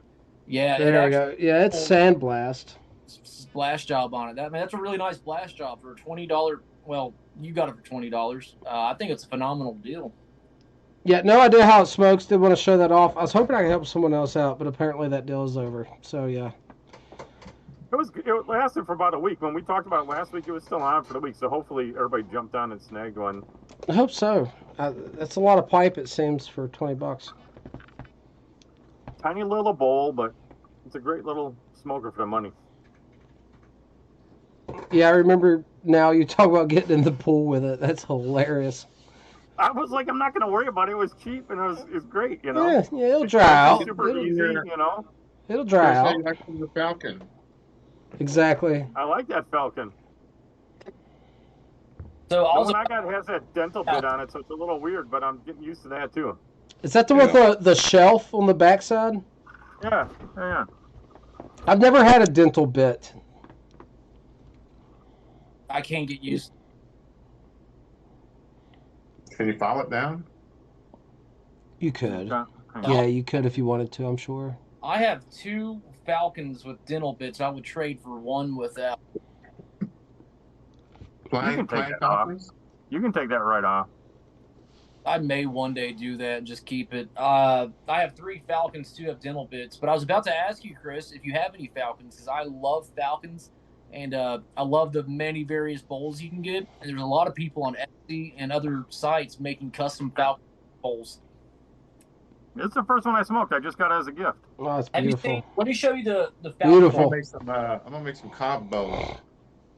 There you go. There you go. I want one of those really bad. The Cobb Bowl. I think they look great. Tom, Tom says he likes the Norton Compass, which is similar to this Cascadia backpacker. Cigar Norton Vice Compass says he are great. loves the backpacker. So The Norton Compass has got a bigger bowl Does it? than the backpacker. this is a Don Warren bowl. You can find him on Etsy. It has a Mhm. little bit of the like plateau top. You probably can't see that. A little bit of a windshield, but great bowls that he makes. Very happy with that. And this one, Walt has basically the same one, but his is a little bit taller. This is the Meerschaum bowl that Mm-hmm. comes with the Meerschaum tamper, which is really cool, and it has this very nice case. Oh, nice. That's gorgeous. Love that, but I love Falcons. I do need to probably drill that down or sand that down. You were talking about sanding that down, Hunter. Tom said he gave RD the Falcon with a dental bit, and he filed it down. He loves it. So there you go. They're good. Great pipes. I just can't adjust to the dental bit. And at first I thought I would never do that to a pipe. But you know what? They're inexpensive pipes, to be honest. Why not? You know what I mean? Mm-hmm. I modify everything to make it work, man. I'll get a $3,000 rifle and take the Dremel to it if I need to, if that's Man, what you it see takes. the state ones I get, they're smashed, they chewed off, they I'm can't all about smoke on 'cause they're just flattened out. Yeah. Well, it's easy to take that lip down a little bit on that dental bit, and you'll be fine. It's not like you're stuck with like, oh, I can't stand a P lip, and you know how am I modifying a P lip? You know, like, That'd be rough, yeah. take that lip down. You know, What would I use to sand that down? I got sandpaper. Just do it by I would hand. use sandpaper or a file. I mean, you could use a Dremel, but that might be a little aggressive. I would just a Dr- hand file or sandpaper. The heat with the Dremel might be an issue. Yeah, I'd just hand sand it, start with something rough. I have 2. I have one straight stemmed, just a silver Falcon that's really nice with the dental bit.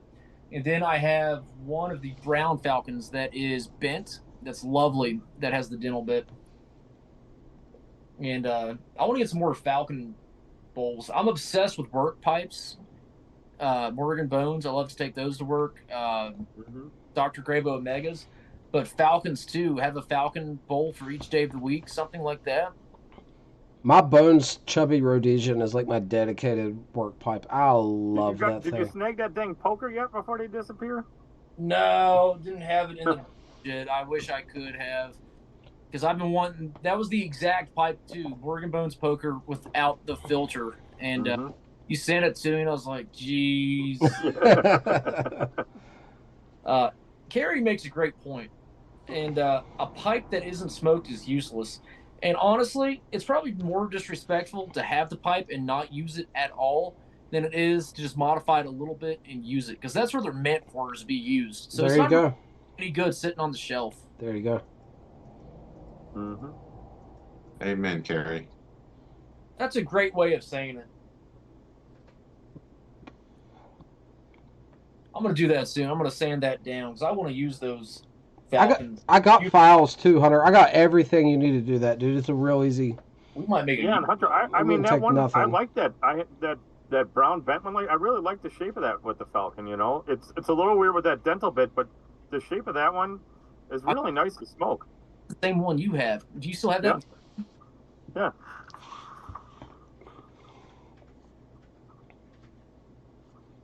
Yeah. This guy.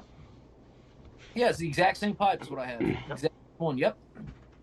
Yeah. See. Got that goofy little. That's it. Yeah. I don't know. It looks like it would work. Like it would dangle and you wouldn't have to clench it. You know what I mean? It looks like it would. That's what I like. You just hug it behind your teeth and just kind of. Right. Nate King was telling me about that when he's designing his button, right? He said the button, I think, was like one of the last things he mastered. It took him like, I don't know how many years he told me, but it was like 5, 6, 7 years, something like that, of pipe making before he felt like I don't want to put words in his mouth, but I think it was something like that until he felt like he really developed and mastered the button. And he wants to develop his to where it hangs behind the teeth. Yeah. And you're not having to clench and bite down, just to keep it in place.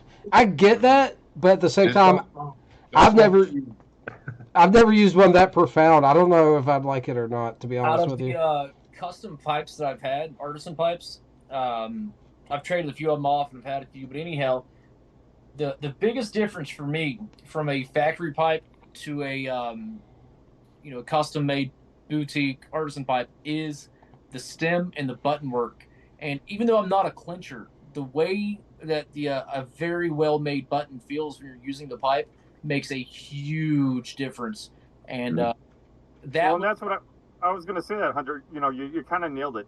They'll tell you, like, if you talk to an artisan or you really look into pipes, that stem and truly the button is like the artisan's signature. They all do their buttons a little bit differently, but that's their signature on that pipe, is that button. That stem and button is really what makes it. You can pick them. They'll say some of them you can pick them up. You put that in your mouth.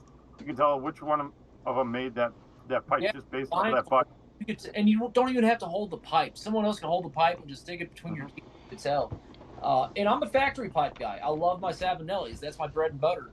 But, I mean, that's the big difference with an artisan-made pipe is the way the button feels. And it is really awesome. Even if you're not a clincher, I'm not a clincher, and it still makes such a big difference and unique experience depending on who that maker is. Mm-hmm. And I'm loading up some Peterson Irish Flake. Hey, speaking of the devil, it's a really nice blend. So have you had Peterson's University Flake? Yep.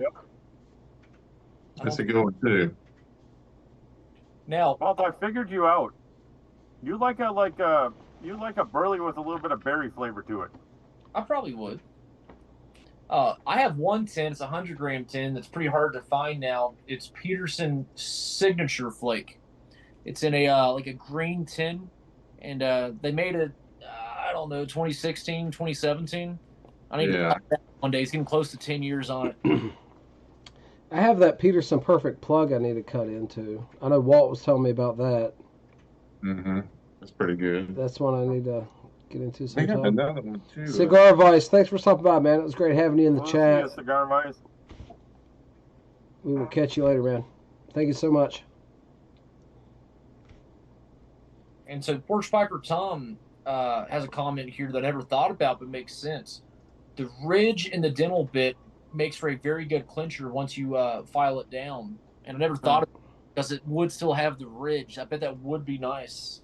Yeah, they have those 3 grooves, in that dental bit. Tom probably knows his down. Yeah, that's a good comment, Tom. Thanks for pointing that out. I never thought of that. The League of the Keepers of the Briar says Cornell and Dill very good would be it. Yeah, that's a good one. He sent me a sample of that. That's pretty good too. Okay. But that's like you've had that Bison Burley from Ravenswood, right? Mm-hmm. Yeah. Oh. I got And that's got those 310. kind of berry notes to it too. That's why I said you like Burley and berry. Mm-hmm. I like That- Burley just about any way you can put it, really. Yeah. That none of your business had a Original, that Ikea. that none of your business had a light berry note to it. Mm-hmm. It wasn't very, prominent, but it was there. It was good. Dr. Bob said, "How's the Peterson Yacht mixture? The premium price has kept me away from trying it. I haven't had it." Love it. Love it. Beautiful. It is a Virginia mixture with a little bit of strength to it and a fabulous plum topping. Not overly done. I'm not a big aromatic guy, but I really, really enjoy it. That is a great blend. You guys are like crushing it. That's a tin that I have on the top of my pile too. Of like, I gotta crack this and try this one. Literally, I have them all like stacked up. Of like, all right, these are once I get through my Christmas stuff, this is what I gotta get to and try. It's good stuff, man. And like I said, it has that berry, that plum kind of like top note to it. And I'll tell you what it's not. It almost sounds like they're trying to cheap out on Perique and just add like a topping that tastes like Perique. It's not that at all, though. It's its own unique thing, and it's great. McConnell has a whole series of match blends to Dunhill, and I can't remember which one is their Royal Yacht, but I'd be curious to try it too because it's such a signature and unique top note. I don't know how they'd be able to reproduce it. You know what I mean? But McConnell's a great company. It may not be a close match, but I'm sure that's a good blend on its own. I can't think of the name of it. Yeah, and I stocked up. I grabbed a bunch of McConnell stuff to try, and the first one I opened was that Scottish cake. And I got some of the flake because I want to compare the flake to the cake and see how that is. But I've got a bunch of different blends. They're dark flake. I want to try a bunch of that stuff.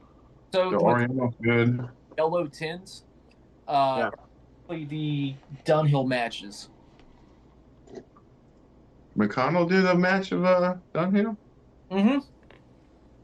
Give me a second to find it. Yeah, I don't know which one he's talking about. Mark Yeah. Stewart. So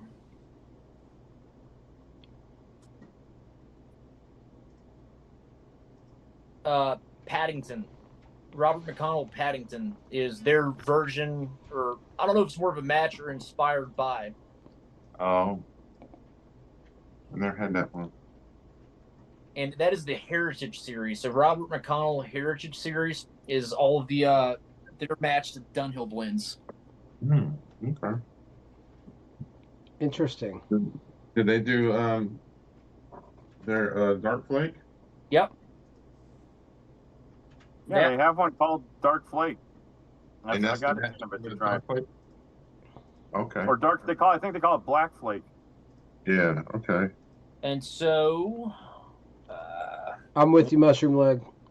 Me and Hunter was talking about this. I was like, where's he? He's been quiet. We were talking about this during the podcast. The Dunhill / Peterson blends. Oh, here comes Mushroom Leg to tease me with the Stonehaven again. Well, that and stuff. Yeah, no, I wouldn't know. I haven't tried it, but yeah, Dunhill Peterson has pretty much everything a person could want. To be honest with you, Yep. Of course, my first premium pipe tobacco was Nightcap, and just completely fell in love with Latakia due to that one blend. okay, real quick, I have all of the McConnell, the list pulled up. I made a while back. And so their version of Dark Flake is called Black Flake, McConnell Black Flake. Okay. Their Nightcap is called Covent Garden. Their Early Morning Pipe is Boutique Blend. Their version of Dunhill Flake is just Flake. Their deluxe Navy rolls is called Highgate. Their Royal Yacht is Paddington. Their Elizabethan is Regent Street. Their Ye Old Sign is Shakespeare, and there's a few others. I got Regency Street, I think. I was about to say I've heard of a few of those blends, but I didn't know that's what they were. Now, I don't know how they are to a match, but Yeah. that was the inspiration behind it. Okay, that's good to know. And I can send anyone that list. I made the full list of that series because Pipe, I couldn't. You were online. Pipe Philosophy says, "Oh, that's my jam, Nightcap fanboy." I know Carrie and her husband has had a lot of it. I have some of the Ashton Artisans blend to try. I haven't popped that yet. Carrie asks, "Is the Elizabethan worth trying?" worth trying. The Elizabethan is a ribbon cut Virginia Perique. To me, the Perique in it has more of the plummy, fruity notes, more so than the black pepper spice. I personally love it. The best deal on pipe tobacco up until earlier this year was Sutliff's Match Elizabethan mixture. And it wasn't a match to today's Dunhill or Peterson Elizabethan mixture made by SDG. It was a match to Elizabethan mixture as it was made by Murray's or Murray's, however it's pronounced. Totally different blend, but still a Virginia Perique. And there for a while, you could buy a pound for like $30. That was the best deal on pipe tobacco on the market, that blend. And it is now gone, sadly. But I really enjoy the SDG version of Elizabethan mixture. It's the go-to for the very large channel stuff and things with Bradley. That's his go-to blend.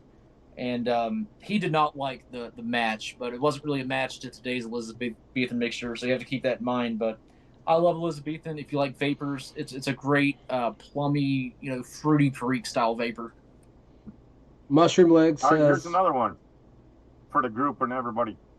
Voodoo Queen. Haven't had it. All right. haven't had Well, it hopefully yet. it's good because I snagged a pound of it. A guy was selling a pound of it, so I grabbed it. Is that Sutliff's blend? Yeah.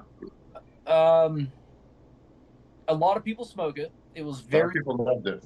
forums. I've seen a lot of people on the forums smoke it. I can't tell you what kind of blend it is, though. I just don't remember. Was that a Jimi Hendrix song? Voodoo Child.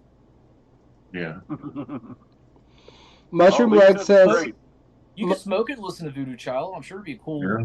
experience. it was a Sublime talked about song that. anyway. It was a Sublime song I was thinking of. Mushroom Leg says he was gifted a tin of aged, or not a tin, but some aged Nightcap, and it was one of the greatest tobaccos he's ever had. It sounds good. I got some of that aged Captain Earl's Tin Russians to Hunter today, so that'll be coming up in something soon. Very excited about that, and the tin aroma is amazing. Yeah, well, the stuff is bone dry and dusty, but it still smells incredible. And there's still What is plenty of chunky stuff to it. That aged Tin Russians I got off of you. Oh, I got some to Hunter today. It still smells incredible. Great, no doubt about it. Real quick, Mushroom Leg, do you know what year that aged Nightcap was from? I'm pretty curious. Pipe Philosophy likes Sublime. That's one of my favorite bands ever, man. The guitar solo to what I got is probably one of the greatest guitar solos of all time, actually. Bow, bow, bow, bow, bow. Yeah, their popular stuff's whatever, but like when Bradley's like drunk in a bar and someone's recording with like a 8-track recorder or something, and the recording's still out there, it's just it's incredible. Last year or the year before on Dakota's Facebook, he posted a Sublime song or something like that. In the comments section, I put, "I've got a Dalmatian." My dad is one of those Oh people my god, I forgot about this. something on Facebook and makes up his own story and doesn't realize it. And so the next thing you know, people are calling me, asking me when I got a new dog and all this other stuff. Dad honestly thought that I was telling Dakota that I had bought a Dalmatian or something. That wasn't the case at all. And it was this nightmare. I was getting messages about it. Everyone asking about this new dog I had. And I'm like, what are you talking about? Well, your dad told me. Oh my gosh. It was a line from the song I posted. Pipe Philosophy says, down there at the pawn shop. Yeah, man. Love that story. I did not have the match EMP. Cornell and Deal makes their own match at EMP called Good Morning. I've been wanting to try that one. It's called Good Morning. And then, I don't know, you get something like I always found, and some people have disagreed with me, so maybe I need to revisit it, but Presbyterian makes sure to be similar to Early Morning Pipe. Very light. In the same realm. I agree with that. Ballpark. I think Skiff makes sure to be in that ballpark.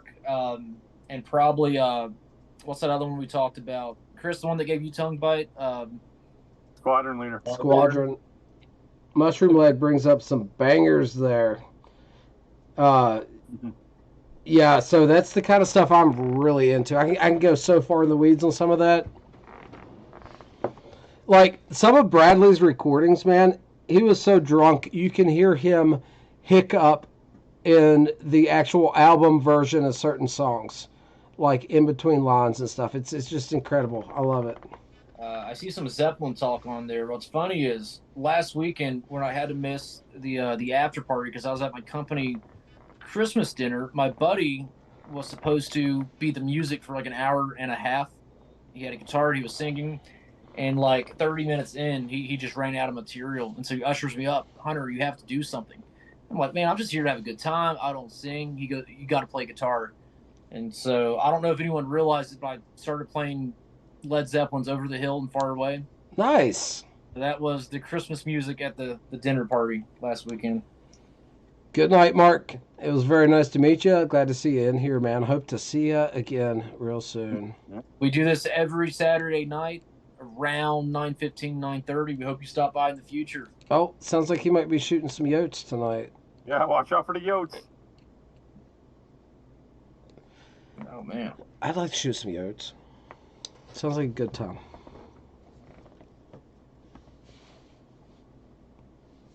Achilles' Last Stand. I never learned to play Achilles' Last Stand. I have played a good bit of Zeppelin in the day, though. I love some Zeppelin, man. Yeah, Zeppelin's good. So is everyone still smoking the same blend? The last week updated? Yep, I'm still on that Kinmont Willie. What do you got, Walt? I'm looking for something else. I didn't care for that one that much. I What'd don't think I cared for last time either. What'd you have? Which I one? can't remember. The Toscano Concerto. That's right. Was that's it right. was it unbalanced? Well, I've had kind of a cold too, so a lot of stuff I'm not tasting right. But it was Dark Fire. I didn't taste no Latakia, and I didn't taste no Perique in it. I just tasted Virginia and the Dark Fire, really. Gotcha. So like I said, certain things haven't tasted right to me here recently. I got you. Get you something strong now. You got a cold. Find Yeah. something with. Right. Straight Five Brothers. Just stuff the Five Brothers in the biggest bowl you have. Yeah. Pour you a shot. Pound the shot. Irish Flag. He's got an Irish Flag. That'd be a good one to load up. Yeah, it's punchy. Like a cigar's punchy. It really is. The Irish Flake. Oh, honestly. It burns slow too. I'm noticing that Yeah, on the it's a bowl, great one. really slow. Because I smoke quicker on the after party, speaking and all of that, than I would typically if I was just by myself. But yeah, this is burning real slow. I like that. Yusuf's back. Yusuf is back. If I'm not mistaken, that rum and honey he's smoking is from a local tobacconist. I think it's a South African, exclusive blend, unless I'm mistaken. He's talked about that one before. I know he likes it. If I'm not mistaken, it's manufactured there, and it's probably not available for export. So that's Nice. he's smoking something nifty They there. do have a tobacco. They're not allowed to export it. I forgot which one it is, but I heard talk about it before. That it's just something they sell in Africa. They can only sell it in Africa, and it's not allowed to leave the continent or the city or something it's made in. I don't know if it's that one or not, but I don't know. Mushroom Legs dipping the welfare bear, the grizzly. Man, I'd love to dip a grizzly right now. I've got a dip problem. I haven't had one in a long time, but to be honest, I've had the itch lately, and I'm trying to avoid it. Well, I think I'm going to have some Freiberg and Trier Hydra toast. There we Dry toast. Time. Let me grab something here. Let me grab something real quick. And real quick, I asked Mushroom Leg the age of that vintage nightcap, and it sounds like at least 10 years on it. Mm. Let me see what I've got here. I'll wait till he gets back. Man, I am always unprepared. I forget my pouches. I forget my snuff. You gotta be careful of this high dry toast when you're smelling it, man. Because I'm gonna go with the Viking Dark. Oh, I did that earlier. I'll do that again with you. I love Okay. that stuff. Love that stuff. Beautiful, beautiful color. I love the moisture content. The aroma, even out of the tin, is amazing. And I just filled half of it. Not really, but It is overfilled. Nah, it's not too bad. I got it this time. well, it all went to one side. I tapped. Yeah, it. same. There we go. I just love the tin note of it too. Oh, it's beautiful. Chocolatey color. It has that deep, almost purple-like brown. Pipe Philosophy. He's going to Zimbabwe. Oh, I tried a new Zen today. They have a new flavors out, and one of them was what was it? Something weird. I have to check here in a second. Give me a second. I forgot. Full I of got that. my pouches, so now I can pop a pouch. It's full of that Zenergy. Boom. What you got? Okay. Oh, okay. Nice. Wintergreen, evergreen menthol. How is it? I love it. All right, Hunter, you ready? Let's do it. Here we go.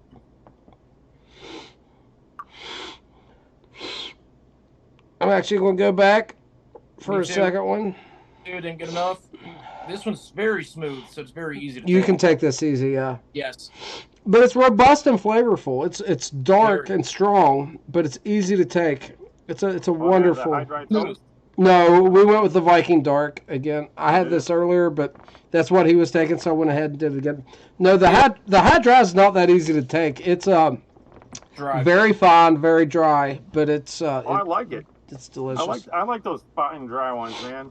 You just gotta know what you're doing so you don't get it up in your sinuses. You have to approach it a little bit differently. You have to like go into it knowing what you're doing, or it will like burn the back of your skull out. That's what So- it feels like.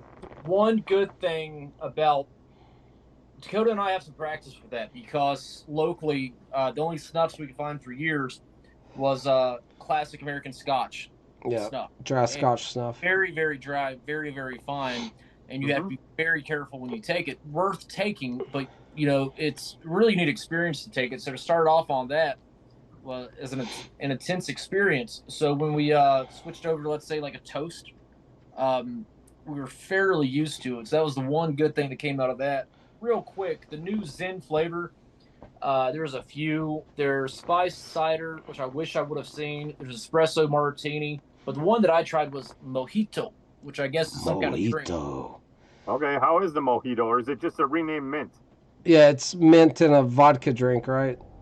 It wasn't bad, but I'm not a Zen person. They gum up too quick on me, and I can't keep them in long. All right, They get, like, Ray's got a new one. I was talking about the little Zen expressions. Ray's got a new one for me. Journey to the center of the earth.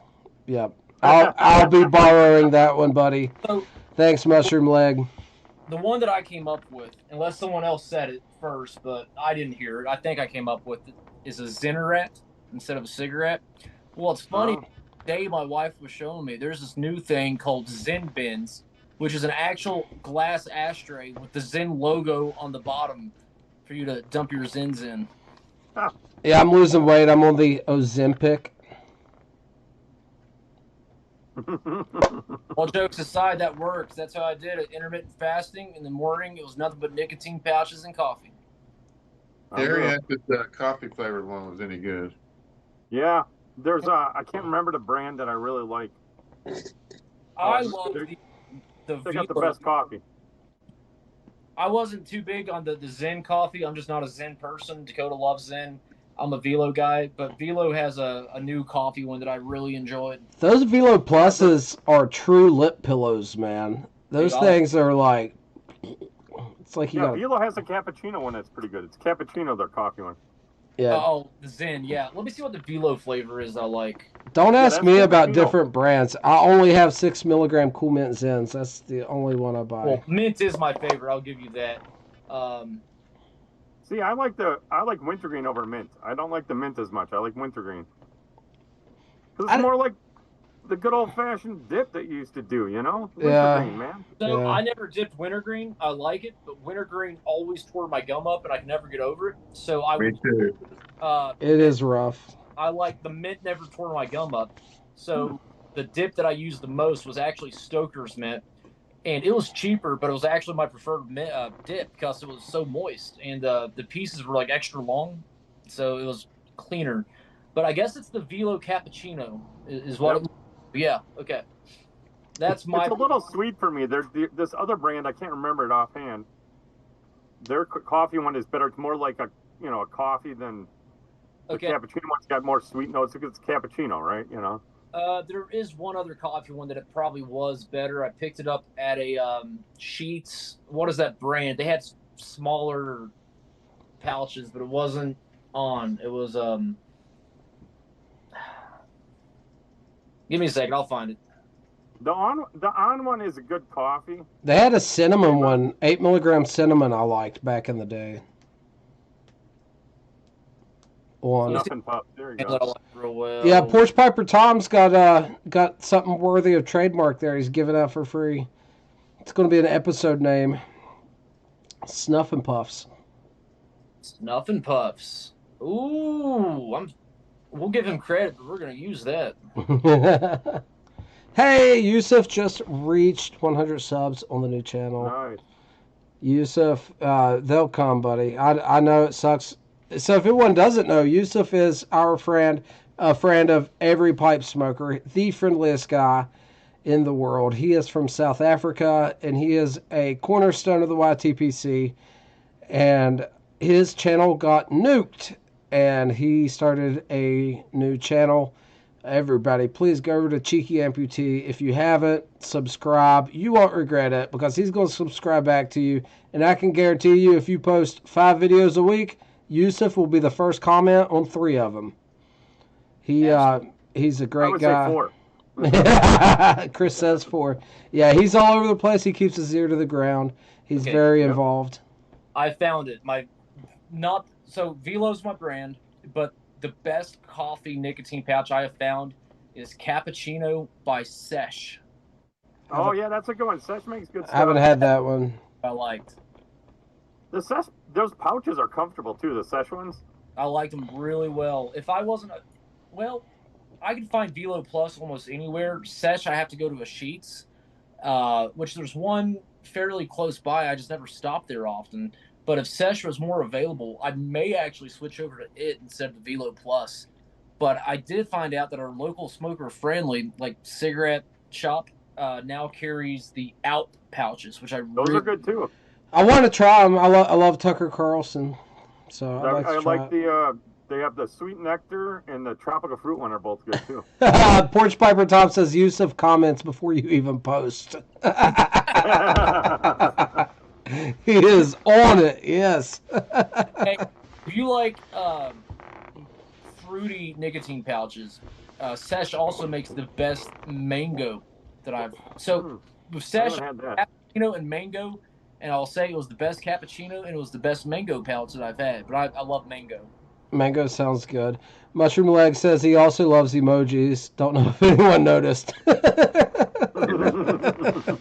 but they're not random emojis. They I'm- fit with what he says. No, but if I had to search out every one of those daggone emojis, holy moly, it would take me forever. I'm looking for like an OK symbol for 30 seconds. You know what I mean? Look, he doesn't just put a comment. I mean, he watches the whole video, goes into detail about it, takes the time to put the emojis. I'm like, geez, this guy's too nice. Yeah, Yusuf is the best, man. I watched the video. Even if he's a one-legged parrot, he's the best. Look, like Yar. well, I'll watch the video, but my comments can be short and simple. Like, oh, I didn't know your grandpa smoked a pipe. That's awesome. Like, but that's just, I'm a short and simple, to the point kind of person, though. I wish I had the ability to think of something as kind as Yusuf to say and that detailed and thought out. I'm just not that considerate of a person, I guess. I mean, he's just a better man than me. He's always uplifting, guys. I'm Good. telling you, always uplifting. I always like to just add something. You just add a comment, right? You got to throw a comment in there, you know? Mm-hmm. I should. Even if it's a simple, great video, it's it's nice to add a comment on there. Always good at a comment. Here's the other thing, guys. Just engagement, man. Like sometimes I'll forget to hit the like button, and I'm like, man, all of that engagement helps because the algorithms are stacked against us as tobacco enthusiasts. Like Yep. Yeah. the back end of the platform is going to do us no favors. So Yeah, sometimes even when I don't have time, I'll like check them in the morning and see who posts something new, and I'll just go and give them all likes right away, and then go back and watch them when I have time. yeah, man. Any engagement, guys. Anytime you can give a like, do it. Anytime you can leave a comment, do it. It really does help. Mushroom Leg is talking about the voice comments, and I know a little bit more about that now. I know Tom's in here. He hasn't figured it out yet. Apparently, it's not available to everyone, Tom, and it's only available on mobile. And you can only leave voice comments on your own channel. So Tom could only leave a voice comment on a comment that as a reply to a comment that was left on his channel. Only You on can use it as a mobile. reply on your own I channel. I can show you what it looks like, but it's strange. There's some parameters I don't fully understand yet. And what's cool while Dakota's getting that pulled up, like Yusuf left a comment on one of Dakota's videos, and part of the comment was, "Hey, have you heard from me?" You know, essentially because I hadn't uploaded anything in a while, and I'd met up with Dakota that day. We were able to reply on audio, leave an audio. Go ahead. It's all backwards, but there's a comment from Yusuf, right?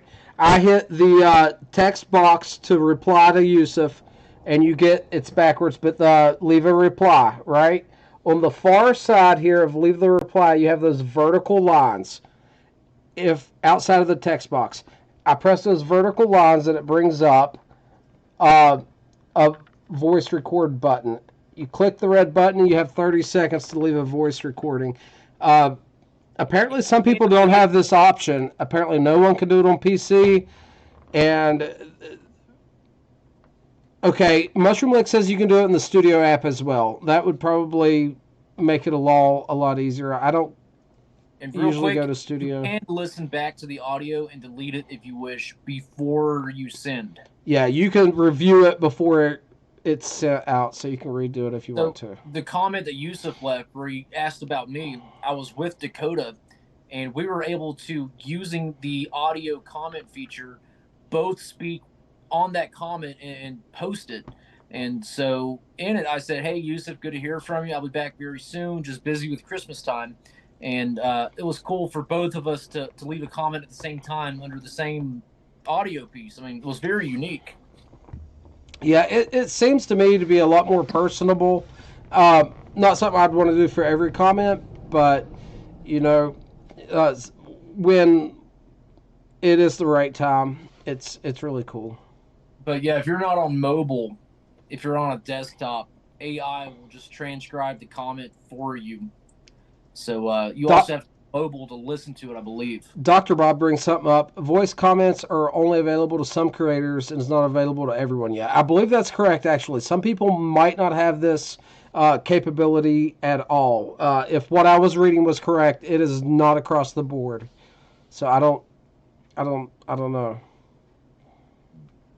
That's weird because I don't really have a lot of subs, and I have the option to do that.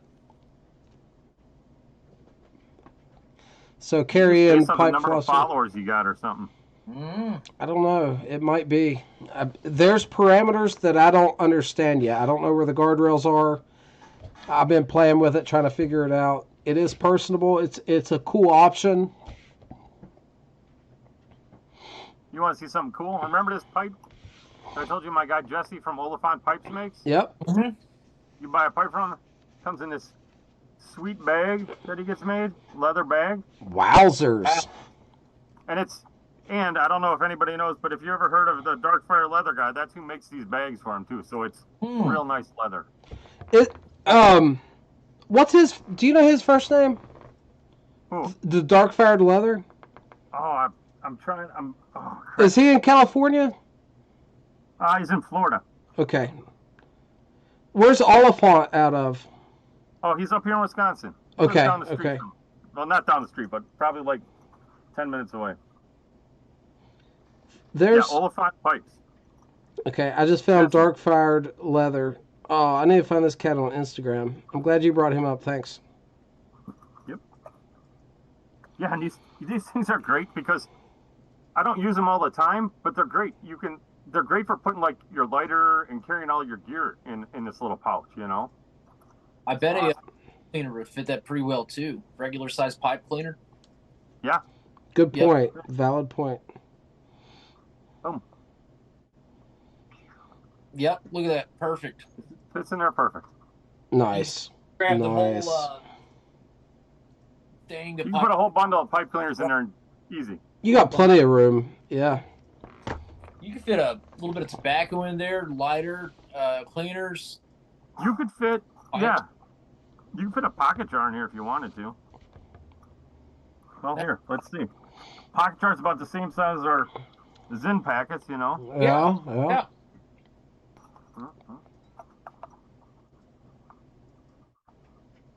What an There you awesome go. It's in there. It's in there Chris, with the that's pipe. nice, Chris. That's value added, man. pipe. You said that's leather, right? Oh, it's so soft, man. That's beautiful. Like I wish it was a pillow. I'd snuggle it. It's. I mean that dark fire leather. I love makes great love stuff. nice leather, man. I really do. The extra for that came with the pipe. Comes with every pipe you get from him. Wow. What's his price point at? It'll be it'll come in like either he does it either in tan with the brown, Yeah. or he has they'll be black with it like a shiny silver. What's the roundabout price point on his pipes? They vary, but they're I would say I'm trying to think. Everybody's had a dang price increase, and of course I get like he's in my club, so I get my club pricing. Yeah. But I'm saying a few $100 or something. Oh yeah, like I would say 150 to 225 probably. That's excellent. Killer deal with that. Yeah, I Excellent. think this one.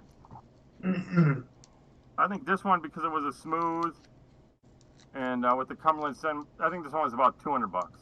I think it'll run you about $200 at the show. Hey, Carrie's talking about Slinger making a video, talking about reusing a St. Bruno tin for stuff. In my range bag for the shooting range, I have my original tin of Squadron Leader from probably close to 15 years ago that I used to carry thumbtacks in to hang targets with. So I still use that original tin with a rubber band around it to carry thumbtacks, which is, I find it cool. I don't know. Probably not cool to anyone else, but it's nifty to me. I don't know. I've seen a lot of stories on forums and stuff like that of people only knowing what their grandfather smoked because they remember him using the tins to put fishing lure in. Or, There you go. There you go. Yeah. Nuts and washers. You know, you got your toenail clipping collection. You need some kind of little There you go. container to keep it in. Make a candle out of it. I think my wife is annoyed with me. She is. Maybe not. She should be used to it. You know, I'm not everyone's cup of tea. What can I say? I annoy my wife every day. And I don't even try. It just comes natural. It doesn't take a lot of effort for me, you know? Today I sneezed too much and she said she's not blessing me anymore. You're out of blessings. All right. I'm getting Christmas tobaccoed out here. I'm gonna have to try something other. What's the strangest thing you guys collect? Porch Piper Tom wants to know. I have seveal collections of cool Give me a stuff. second. I think I've got a good answer to this. Than that. I'm thinking of, you know. Notebooks you don't use. Oh, my wife says notebooks I don't use. I do. I get within arm's reach. I got like 2 or 3 notebooks that haven't been I'm the written same in. way. Okay, here's one I just picked up. This is a Write in the Rain notebook with a stalker theme to it. So it's got like this post-apocalyptic theme. Here is a beautiful leather-bound notebook that my wife got me for my birthday. Not a notebook, but a journal. I have several leather, notebook journals that I haven't wrote in. And Oh, so don't let me get you hooked on that. my I'll have to introduce you to Stacy with all the fun stuff she makes out of leather. I think I've seen her on the Get Piped or one of the. I can't say it. Man, whatever the heck. Yes, she's got the pipe rests and all the different other little. Yeah. Where does she sell through an Etsy shop? I don't remember. She's got her own website. Okay, she does. so Yeah, it's like Mahurian Bespoke Works or something. Yeah, I need to look her back up. my how did he title that? Strangest thing we collect. Mine's kind of tobacco related. I collect vintage cigar holders, and I've got a bunch of them here, and most of them are vintage Bakelite holders from who knows how long ago. Nice. That I've is got a cool. lot of these, many Honey, that can't be the using strangest thing I cigars, collect. but they tighten the draw, so they're really not practical. He wants to know the strangest thing that I But, collect. Yeah, I just like them. Just something I like to collect. Not odd, but I love Zippo lighters. Collect any kind of Zippo I can. Anything Oh. Guns. from the actual ship, not the movie. Though I do like the movie. So I've got a piece of coal from the Titanic. That was kind of cool. And daily planners. When the year's over, I always keep a daily planner. So I've got like 10 years of my life documented in daily planners. I can go back now and see what I was doing this day 5 years ago if I wanted to. That reminds me, I'm gonna get something that you guys are all gonna love, and it's from Stacy. And you can, everybody's gonna order one of these. You're gonna love it. I'll be right back. Okay. Carrie says old Bibles. That's something I used to collect. I used to have lots of old Bibles from the mid 1800s, even with local families like births and death dates and stuff written in them. I used to find them at yard sales and stuff all the time. I was asking Angela to pick her brain about weird stuff I collect because, guys, I do collect, but I don't know how strange any of it is. Guns. Something I wish I would have collected. He says matchboxes, and so every cigar shop tobacconist you go to seems to have their own matches they give out whenever you buy something. I always end up using those matches. The pipe. Is that the pipe nook? Yep. Yeah. I always end up using them up. I wish I would have collected those just to see all the places I've stopped at, but I didn't think about it at the time. So, Chris, what do we have? All right. Well, first off, this is for Carrie. Talk about a great coffee. G Pulse's coffee. Probably the best coffee, straight coffee flavored. It's like cream, a little bit of sugar. Here we go. From Stacy. She makes these. She partnered up with Nate Davis up at Kaywood, and they came up with this. It is a challenge coin, gentlemen. Oh, nice. But is the tobacco pipe community Perfuma ad Estrada on one side with the two pipes. My Latin's a little rusty. A little glare. And then on the other side, more pipes with the Compass Rose. Mm-hmm. And it says, smoke well, live fully. Beautiful. It's a nice copper rusticated coin. And she makes a lovely little leather carrying case for it. And the coin's like You have a good night. $15. And it just comes in this nice little... Oh, that's gorgeous. That is so cool. Unfortunately, so cool. You won't be numbered like this. I got number 4. The first 20 were numbered, but they don't come numbered, but you can get them with the, and you get in the chestnut leather, or they'll make she has a navy one too. Nice. And they're awesome. Very cool, Chris. But Walt, Nice do you solid. collect anything other than tobacco tins? I got a weird collection of pipe cleaners from different. Remember when pipe cleaners used to have the shop's names on them and stuff? Yeah. They had their own band wrapped around them. I got a bunch of them. I've got that from like the Gatlin Burglar. Whenever you buy something, they give you a pouch of pipe cleaners with their branded pipe cleaner. I got. I don't know where they're all at right now. That's place in California somewhere. It's a Scudos. Gotcha. Oh, cool. I got some Brighams and some oddball stuff. I get it in a lot of estate sales. And it looks like Yusuf went on a when he was in America, man. He must have went on like the tobacconist tour because he has 25 different ones from the states, matches, unique matches. Yeah. Yeah, matches are a good one too. Like I said, I wish I would have collected those. I collect chewing tobacco pouches of chewing tobaccos that I've used. I used to do tens, but you get so many after a while, you're like, Yeah. I don't know what to do with all my pack socks I have. They just stack up in a drawer somewhere. I collected all the chewing tobacco pouches that I used, not just one of each, not every single one, but one of each. And I thought, this is stupid. I threw it away, and I wish I didn't because I had some rare stuff. So I've started collecting my chewing tobacco pouches again.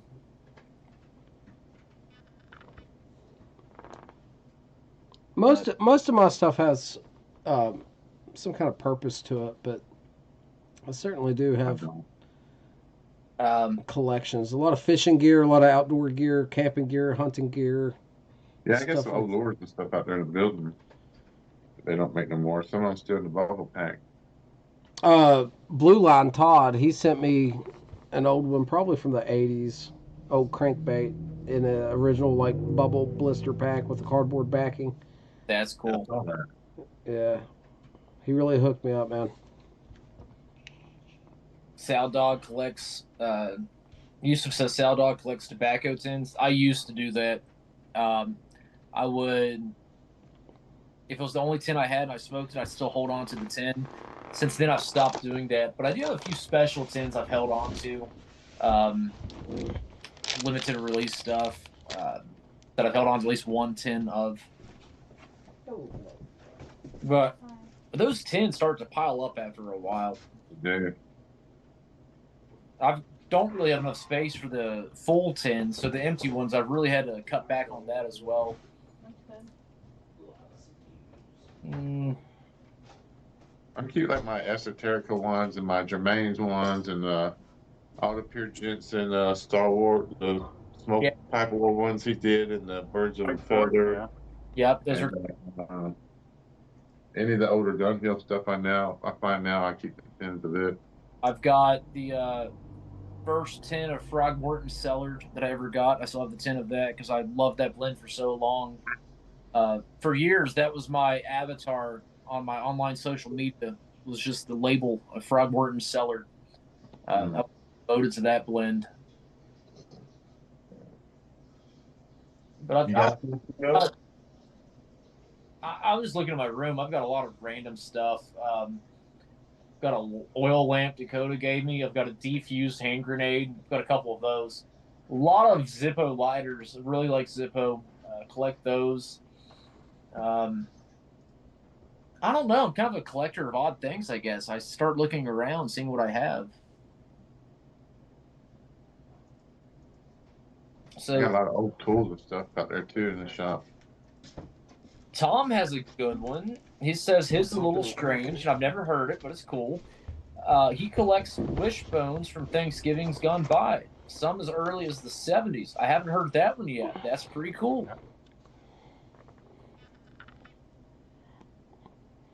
But like Dakota and I think we're both collectors at heart. Our mom's a collector like anything, so I think we kind of got the bug. Even though we collect very different things from her, we're interested in stuff. We like stuff. And it doesn't have to cost a lot for us to be like, that's cool.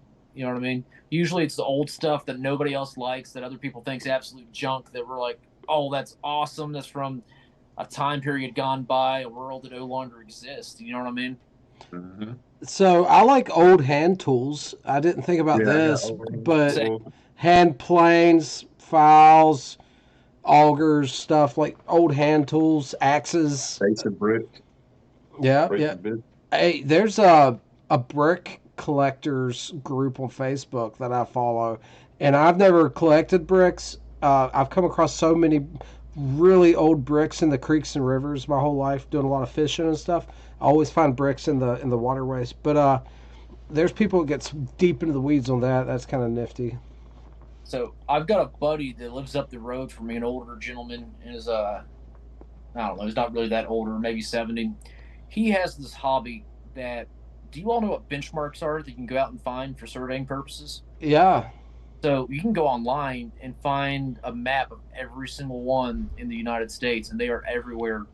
And he travels all over finding these benchmarks, and he takes a picture of them, and he prints it and puts it in a photo album. And he just loves to go exploring and finding benchmarks. Hey, the Prepping Piper says he has over 200 Coleman lanterns. I have a dozen. I have some gasoline ones that scare me. I got a bunch of Coleman lanterns. Not 200, maybe a dozen I have. But that's crazy cool. The League of the Keepers of the Briar says railroad spikes and arrowheads. You remember that, you gave me? Did I give you that? It's not a Colt. Yeah, that's a hurricane lantern, but yeah. Yes. Did I give you that? I got a lot of lanterns, guys. I'm all about lanterns. Oil lamps. I love reading under the light of an oil lamp. Kerosene lanterns. This is very, very cool. I like this. It's on top of the bookshelf that I keep my pipes in. Do you keep lamp oil or kerosene in it? Nope. Oh, you can use that puppy, man. When the power goes out. You've used it extensively. I've used all of mine. But it's great to look at. I do need to fire it up someday. Check it out. When I do journaling, especially like Bible journaling, I'd love to just light this and write with that being my... Oh, yeah, I read the Bible under oil lamp, man. That's my favorite way to do it. Guys, this is a once for me. Yusuf's wife is texting while he's driving, but she collects shoes. I never in a million years would have thought that a woman would collect shoes. And she likes to use emojis as well. That's funny. She does. Carrie says shoes are nice to collect. I do own a lot of boots, but it's mostly because I need shoes them. and purses, right? Purses too, like Yeah, purses. I got a lot of shoes too. Here, I'm going to show some Yusuf's wife some shoes. Here's some. These are military extreme cold weather boots for when it gets really cold at work. I needed these Tuesday. do you fill them with air too to keep your feet warm? You don't fill them with air. The valve is for elevation changes. Pressure and flying. Yeah, it's stupid. But see, here's the regular work boots, the not super cold. But no, I do have a lot of shoes for a dude. Yeah, my smoking Crocs. Oh man, Nice. I got the Hey Dude slides on. They're filthy. I shouldn't have showed those. I got thick Timberland socks on. Nice, nice. And I've got to mention this.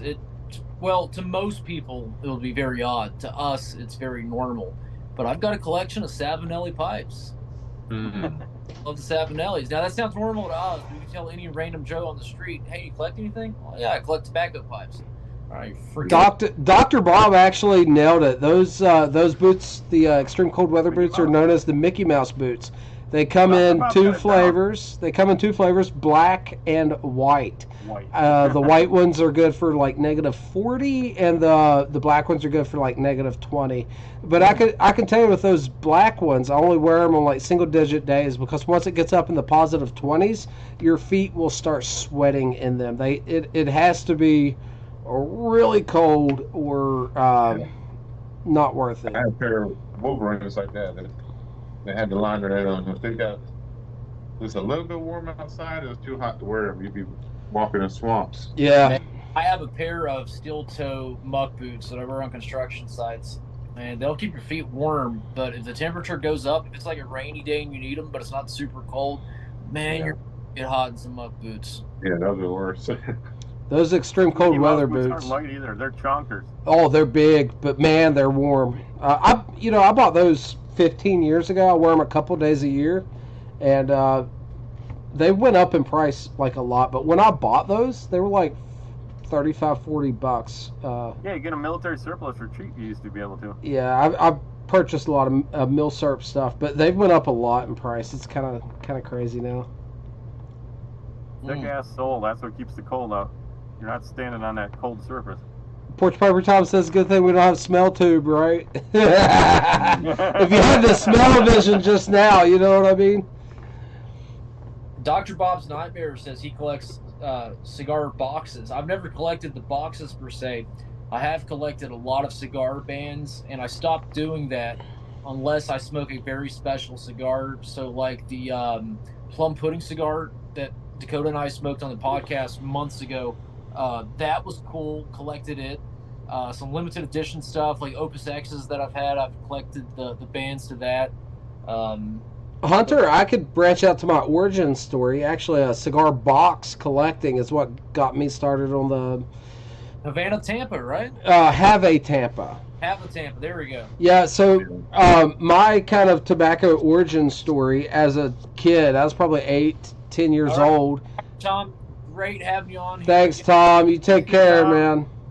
Had a blast. Yusuf's wife says she's not a purse collector, and she learned from hubby how to place emojis. That's great. I'm so glad you're in here. This is so cool. Tom, have a great night, brother. But yeah, when I was 8 or 10 years old, I wanted a cigar box. Like that was, I wanted a cigar box. I'm not sure why, but I've always liked trinket boxes and tins and stuff. Yeah. But a family member, I think it was my Aunt Carolyn, found me a cigar box at a yard sale or something, and it was a Have a Tampa, birchwood tipped, I got one of them too. machine-made cigar boxes.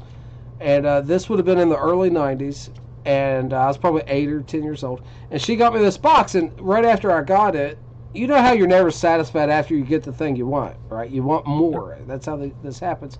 Well, I had a couple pipes that was like family members and stuff, and I put these, as a kid, I had these pipes as trinkets, right, as whatnots to hold. And I put these pipes in the cigar box, but I wanted a cigar to put in the box. So I started telling family members I want a cigar to collect, not to smoke. And listen, I really didn't ever light any tobacco until I was damn near 18. I was probably like 17 something before I ever tried tobacco. Other than snuff. I first chew a snuff, I was probably 6 years old. But a family member bought me a cigar, I'm sure, gas station machine made. And it started my cigar collecting at like the age of 10 or 12. I don't even know. Just however the autism hit, I wanted cigars to put in my cigar box. And I started collecting cigars. And that's kind of how the whole tobacco pipe cigar thing started for me at a very young age. I do have the first cigar ever. Yeah, one. Full cigar. There we go. Ooh, a King Edwards. Older one. Nice. So I smoked like Black and Mild since I was like 17, 18 and various machine-made cigars. But the first actual real tobacco leaf cigar that I bought, I don't know if Dakota will remember this, but like 15 years ago, Smoker Friendly used to sell Smoker Friendly branded cigars. Oh, yeah. Black label. Black band. With the SF on it. I remember them. Well, Smoker Friendly, but it was an actual cigar. You know what I mean? Real deep. And I bought that, planned on smoking it, never did, and I've held on to it ever. Interesting. You can still get those smoker-friendly cigars. I'm gonna say I think so. I haven't seen one in years. They do I got a make website them. for you. Don't. Why? There's good cigars out there. They sell pipe tobacco too. Ugh. Produced by Sutliff. Smoker's Pride. No, they did have. No, smokers friendly. Yeah. Yeah, I know, but what quality is it? I don't know. It sounds I don't know. hideous. It's made by Sutliff. It's just rebranded Sutliff Aromatic, but if you check the back of it, it'll say blended by Sutliff. So just like Sutliff Cherry, Sutliff Vanilla, which is People buy them for fishing and stuff like that, and hunting and stuff. The factory ones. Walt, what's the one? Walt, how did you get started with pipes and stuff, man? How old were you? How did it all start with you? I tried them on and off, but probably right about 96 is when I actually started buying pipe and stuff. I bought my first 10 in like 96 of Dance Tobacco's Blue Note. And then I like them down and pick them up again, lay them down. They went through a divorce, lost them all, and then started over again. I lost some stuff during the divorce too. I'm glad I got my great grandfather's pipe rack to Hunter before the divorce. He's got that and it's secure. I keep the Dunhills on it. Do you? The Dunhills and that Willard pipe. That was my wife's great grandfather. Yep. Awesome. Stuck in early at 16. Yeah, I had a nasty divorce. Had to get out of Dodge and left some stuff behind, so it's not fun. And Yusuf, I don't know where he got this information. This is one that I don't speak a lot about, but it's true. Rum Cure from Smoker's Pride is good. I have to agree, actually, if you like rum blends. And there's a very famous person in the pipe world that writes a lot of reviews who will actually tell you that, that's a, kind of a hidden blend, a sleeper blend, if you want to call it. Does his name rhyme with Jim Inks? Maybe. I got a bag of that Smoker's Pride rum cured and the whiskey stuff actually down sitting down. I don't know when I bought it, but I saw it today when I was going through my stuff. Somebody told me that if you like the butter rum from Sutliff, that the backwood pipe blends is the exact same stuff. Yeah, they just stopped making it too, though. Interesting. Yeah, they're making it. You find it more than you can in Sutliff stuff. Well, now everybody's not back up on it, but for a while there, you couldn't find it no longer. You might still be able to find some of the backwoods pipe tobaccos in some gas stations. I used to see like the backwoods pipe. Would it come in a pouch? A pouch. Dutch Masters pipe tobacco you can see in gas stations sometimes. Not in West, but throughout my travels, I've seen that frequently. Never tried any of those though. Yusuf, please do give me your origin story. I know Yusuf's been smoking a long time. Be sure you tag me in that. For some reason, all of the people that I follow on YouTube in the YTPC, even when I click my subscription tab to see the content creators, I'm missing out on so many people's videos. I have to go hunting for them, and time is just, I don't have a lot of time. First person smoker in the chat. What's going on, brother? Good to see you, man. Great to see you.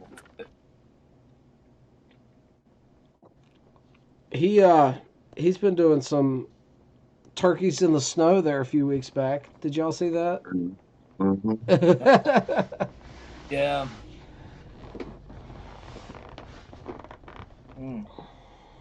I'm so glad I got around to smoking this Peterson Irish Flake finally. This is a great blend. It's punchy, isn't it? The flavor is punchy. It's good. I really like it. I'm not getting the nicotine from it that I got the other day, though. I haven't noticed any. Just I can't feel it now. I don't notice it until I physically get ill from it, though. If it's not making me queasy or giving me hiccups, I don't notice it. Yeah, I think when you're looking for it, you're not going to notice it. Probably. It sneaks up. And it probably has something to do with what you ate and all that, too. I haven't had a pipe blend make me queasy in years, but like at a certain point, I'll be like, "Oh yeah, this got some strength to it. I can feel it," and it's a good thing, I enjoy that feeling. But just not feeling it at the moment. But I think because this is like my 8th bowl, well, not really, but it probably is like my 6th bowl in a row. I had 4 bowls in a row, and then a big cigar that I'm like, way down on. That's a lot of nicotine, guys. That's a lot of damn tobacco. This is my 5th bowl in a row. I had 3 bowls of the Esoterica Tilbury. Then I had a bowl of the Jupiter Flake, and now Irish Flake. So in a row, this is my 5th one. I had 3 Tilburys. What did I smoke after? I don't remember. Oh, Dark Sea. I had a bowl of Dark Sea out of the Bing's favorite. And now this JFR, what did I say, 20th, 30th anniversary? Which was it? 20th? You're probably almost out of Tilbury then. Both of y'all been smoking out of it. It's a 2 ounce 10, man. Got their own 10. You said they got their own 10s? I thought they were sharing one. We did. We split this 10. The Yusuf family says 5 brothers makes Yusuf green. Listen, it's a stout one, man. It's certainly got a little bit of that vitamin N in it. First Person Smoker is puffing on a good one. He's smoking some Peter Stokeby Cube Cut, which is a good blend. I have a little issues getting that one to stay lit, but I love the taste. And another similar blend that I really enjoy is Cornell and Deal's Cube Cut, which I think is just burley. I'm thinking the Peter Stokeby has some Virginia in it. Yeah. The Cornell and Deal one is a little bit more user friendly for me. I really enjoy it, and it's sold as a blending component. But I've smoked all of their blending components straight, and they all smoke fabulous. The Red Virginia that they have, the Cube Cut, and the Ribbon Cut Burley, great stuff. Of course, I got some of Yusuf that did. Stokeby Cube Cut that I got like 2 or 4 ounces of it. That's like 10 or 15 years on it, and I got to crack that open and try it. Oh, dude, that Yeah. sounds incredible. It should age nicely, and I remember having this almost honey note to it. I mean, it's a really good blend. They look like little black cubes now. They're super dark. It Interesting. looks great. I'll tell you a great Cube Cut blend that Walt sent me, and that was Dan Tobacco's Tumble and Dice. And it is a chunky Cube Cut, but it is a vapor Virginia Perique blend. But Dan has great Virginia. Great blend. I was very happy to do a review of it. It's up on my YouTube channel. Great blend. It is not available in the United States, but if you can get your hands on some Tumble and Dice, great blend. Thick, chunky cubes, but oh gosh, I loved it. Yusuf says he met Peter Stokeby in Colorado. Yusuf from South Africa. Me living my whole life in America. I have not met Peter Stokeby in Colorado. That sounds so incredibly cool. Little story, Yusuf, back in the day, I smoked an incredible amount of Peter Stokeby Balkan Supreme. I was getting it for like $28 a pound, and I was chain smoking the Balkan Supreme back in the day. Loved that stuff. And Hunter got into the proper English, and I smoked a fair amount of that. But the Balkan Supreme was one of my go-tos. I would smoke it till I couldn't taste food. I will say this about that proper English, it does age well. I have some aged stuff. You gifted it to me, and it's got the age written on. I don't remember. 2017. 2017. Oh, okay. Yusuf loves traveling. Yusuf should come to Chicago, the Chicago show then. He probably has been. My goodness. You should come this year for the 30th. The one-legged parrot's been everywhere. He's a couch surfer. He came to the U.S. I don't know what his budget was, but I'm telling you what, he hit 90. He smoked, it had to be big. Right? 450 cigars and 500 pipe blends, and he went to 30 people's houses. I bet. He went on a tobacco tour. 1 week he would be here, and then a week later he's on another channel. Like, I don't even know. I don't know how he pulled it off. He did something incredible there. We need to do a documentary on Yusuf, the one-legged pirate from South Africa that's traveled the U.S. more extensively than 99% of Americans. It's the South African version of Sir Guy. He is. I love Sir Guy, man. If you guys don't know who we're talking about, you'll have to look him up. So, real quick, I'm having another pipe. I can't help it. I'm an animal. And I'm going with Cornell and Deal's Haunted Bookshop. I bet you are. And so... in a 673. Chucker. who would have guessed? This blend for years, always in bulk. And last year I thought I'll buy a 10 just to see if it's any different. Not different at all. Exact same blend, same moisture, everything's the same. But I did keep the 10 because I buy so much of this in bulk. I like to refill the 10 and just keep it by the chair and just dip out of it. Because, those mason jars, they get big. You can't get your hand all the way down. You pull the tobacco out, it makes a mess. This just keeps it simple and easy. Hunter, did you try the cake, the Haunted Bookshop cake? I did. Thoughts? Keep in mind, he is over-the-top fanboy for the regular. That's why I'm asking, though, because he smokes more Haunted Bookshop than anybody I know. Yeah, he's critical. Purist, okay, 860 purist, so I'm trying to be matches 860. I've got the 673, and I smoked the Haunted Bookshop. Of course, both those are inspired by him. It really did honestly end up being my favorite duo. I just can't help that. As I say, Haunted Bookshop is my daily blend. I brush my teeth with it morning and night. I enjoy Haunted Bookshop cake. It made it a little sweeter and made it a little smoother, as the pressing process will do. For me, though, the punchiness the Haunted Bookshop has that I love, the little edginess, it smoothed that out. So I think most people would probably prefer the cake, but I actually prefer it in loose form. I'm aging one of the tins of the cake I have. I'm curious to see how it ages. I think it'll age differently as a cake than it will in bulk. One thing I will say, though, and I probably shouldn't say this as such a Cornell and Deal fan, I actually preferred Haunted Bookshop before they switched to 31 Farms Perique. I thought that it had a little bit more black pepper to it, and now it's got just a little bit more of the dark fruity. notes. I agree, and I like the pepper note in Perique. It's preferable to me over the fruit. But both is good in the right circumstance. Actually, Yusuf's pretty half, not saying Yusuf isn't pretty, but his pretty half says that Haunted Bookshop is known as Boic Winkle down south. Translation from Afrikaans.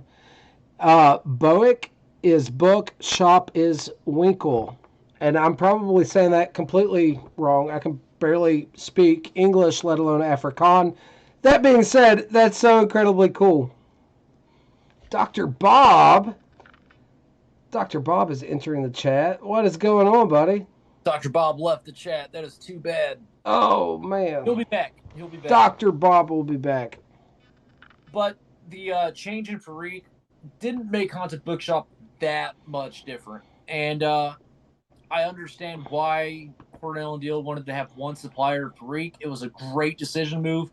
It was the right move for them. I'm very glad that they did that. Haunted Bookshop still tastes like Haunted Bookshop. It's just this one little element is slightly tweaked, but it didn't change the whole blend. You know what I mean? But yeah, the loose version for sure. All right, Dr. Bob, you are muted.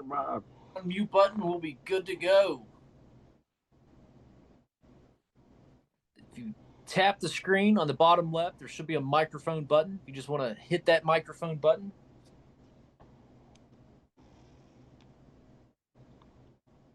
Dakota, we're having flashbacks of Walt last week. I know. I'm not on my phone, so I don't. There we go. Dr. Bob. Hi, guys. You're supposed to be wearing scrubs.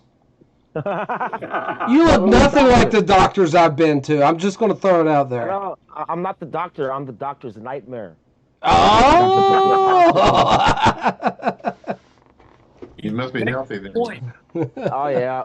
I'm really healthy. So, now I just heard you guys talking about your origin stories of how you got into the pipe smoking hobby. Yes, sir.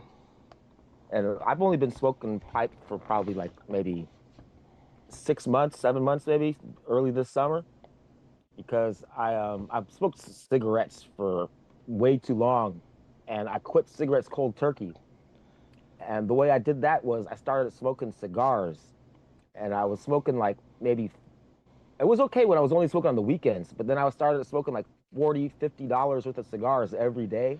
Yep. Been there. Earlier this year, I was there, dude. It gets expensive, right? It does. That was me last year working on the road for DM. It was the only thing that kept my mind sane. It was nothing to pound back $4 or $5, $6, $10 cigars in a day, easy. Yeah, it's easy. I get a box. I say this box will last me a month, and it'll be gone in like a week and a half. So I thought about that a pipe would be a way to taste nice tobacco and would save me money. Yes, sir. And I knew this guy I met him like 5-6 years ago through a different YouTube community, through the watch collecting community. Yeah, I like my watches, he was always smoking a pipe, right?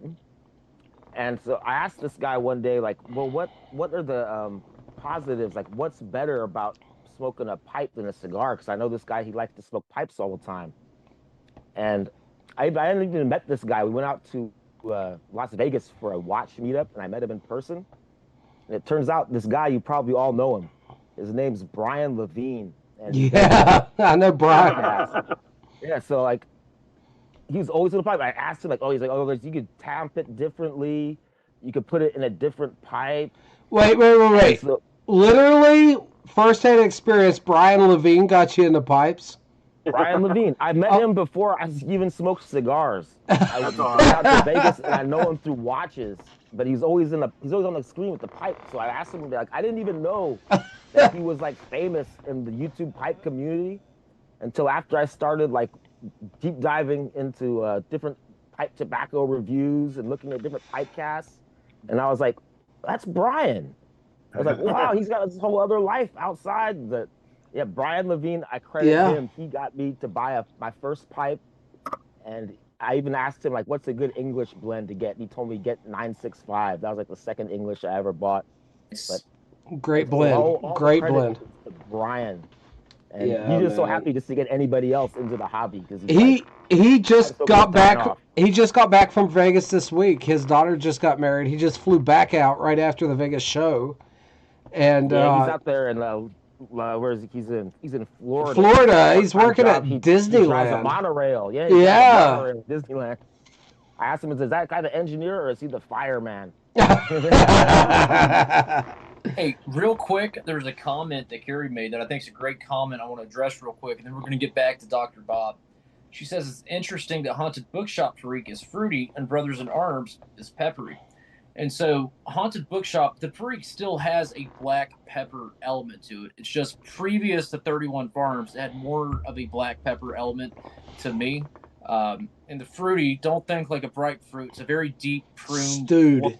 Stewed red fruit, yeah. So one thing about Perique that will change the flavor profile, even if it's the same Perique, is the other varietals. How it interacts with other varietals will actually make the Perique a little bit more peppery or a little bit more fruity. A Scudo can be peppery as a reference point. Right. And so with the Perique used by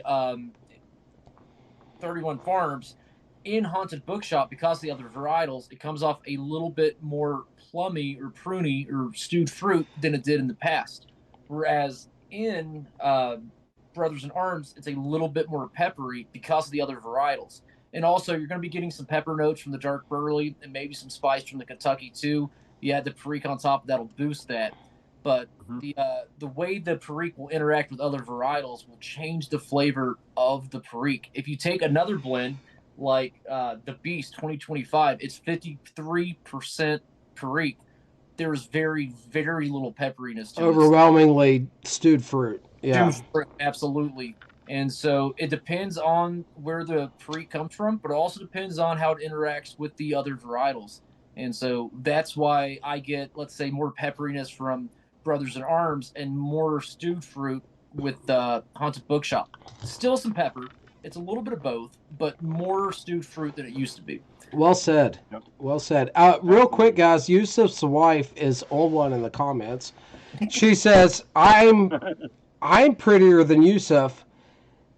He is old and losing body parts. So, R.I.P. My goodness, shots fired. That's called. Oh, scroll down, it gets better. I know.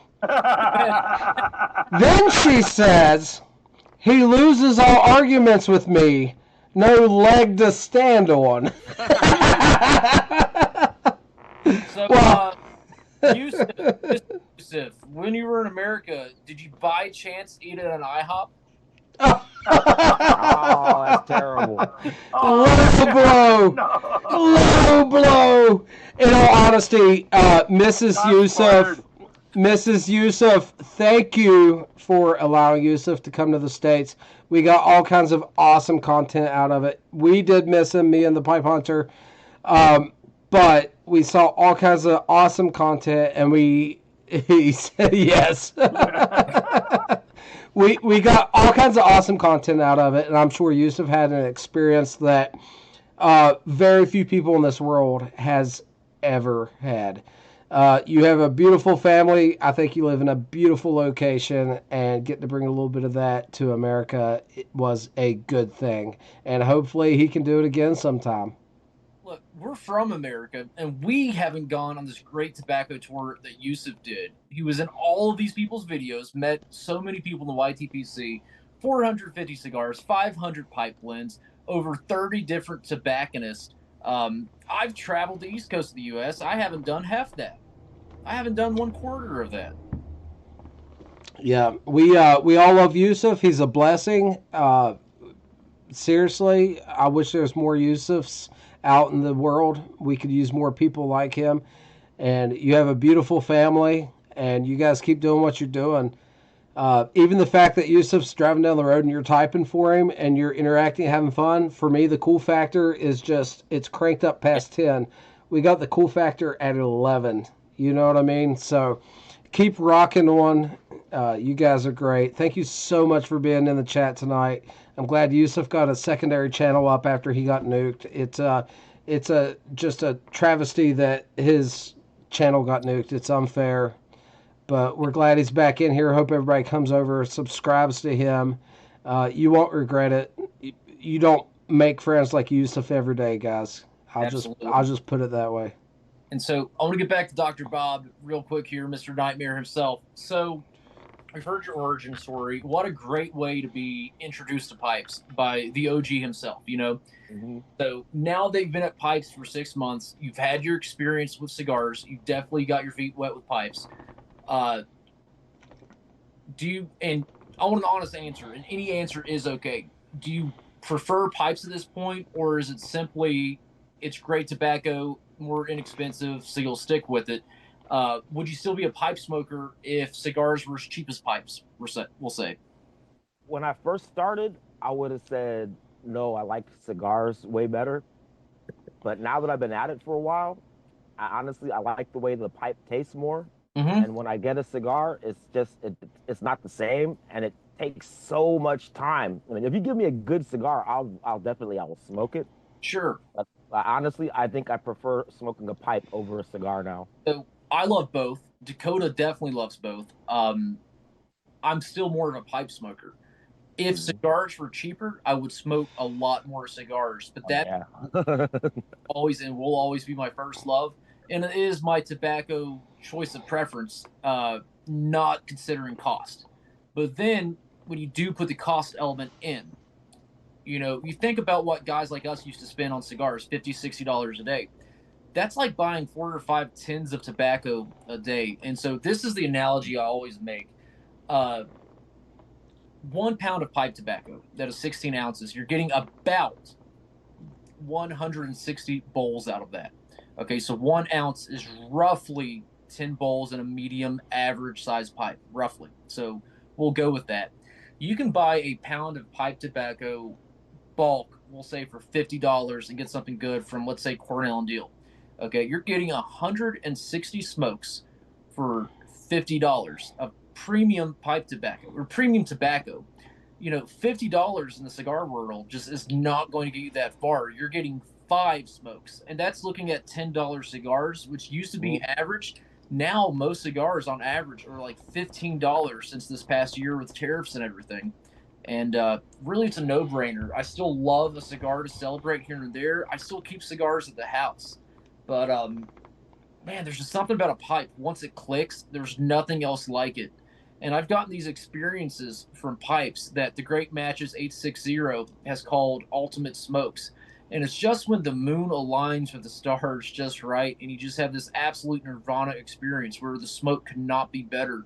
I've gotten that from pipes, not often, just a few times a year, where it's just the most incredible smoking experience of your life.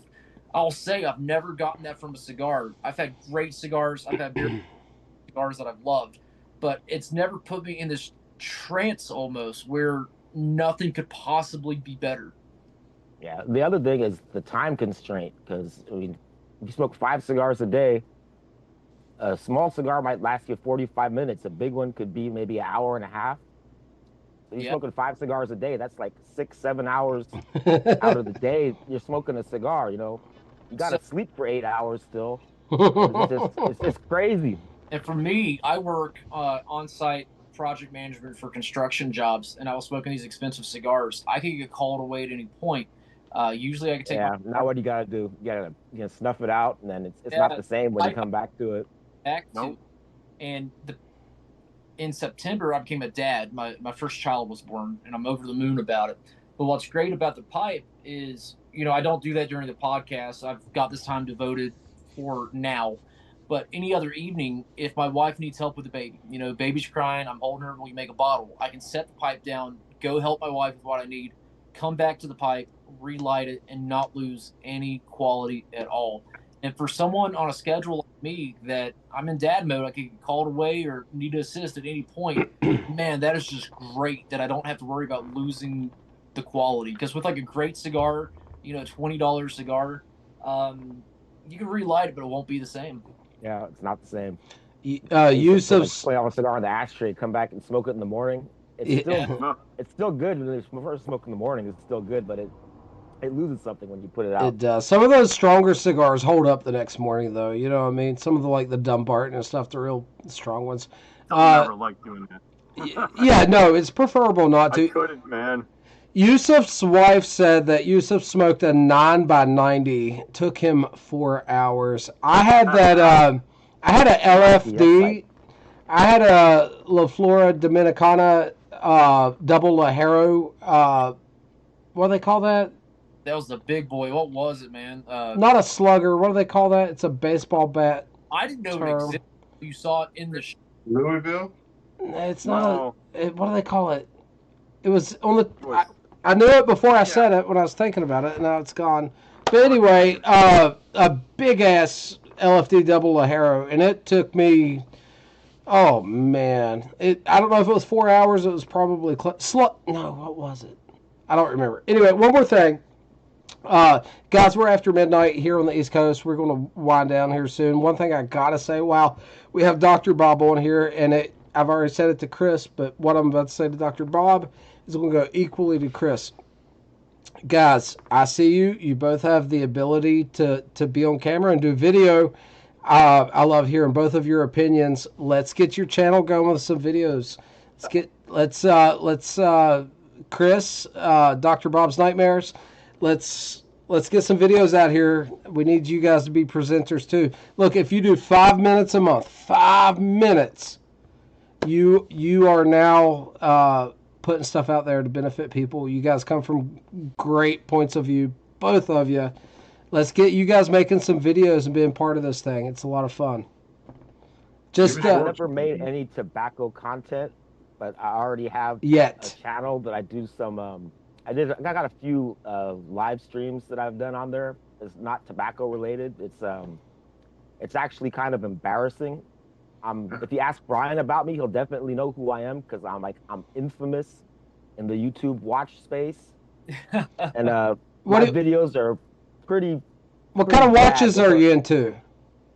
I'm not the rich guy. I like G-Shocks and Seikos, and I'm wearing this one right here. What do you got there? It's not a cheap Seiko. It's a Seiko MM300.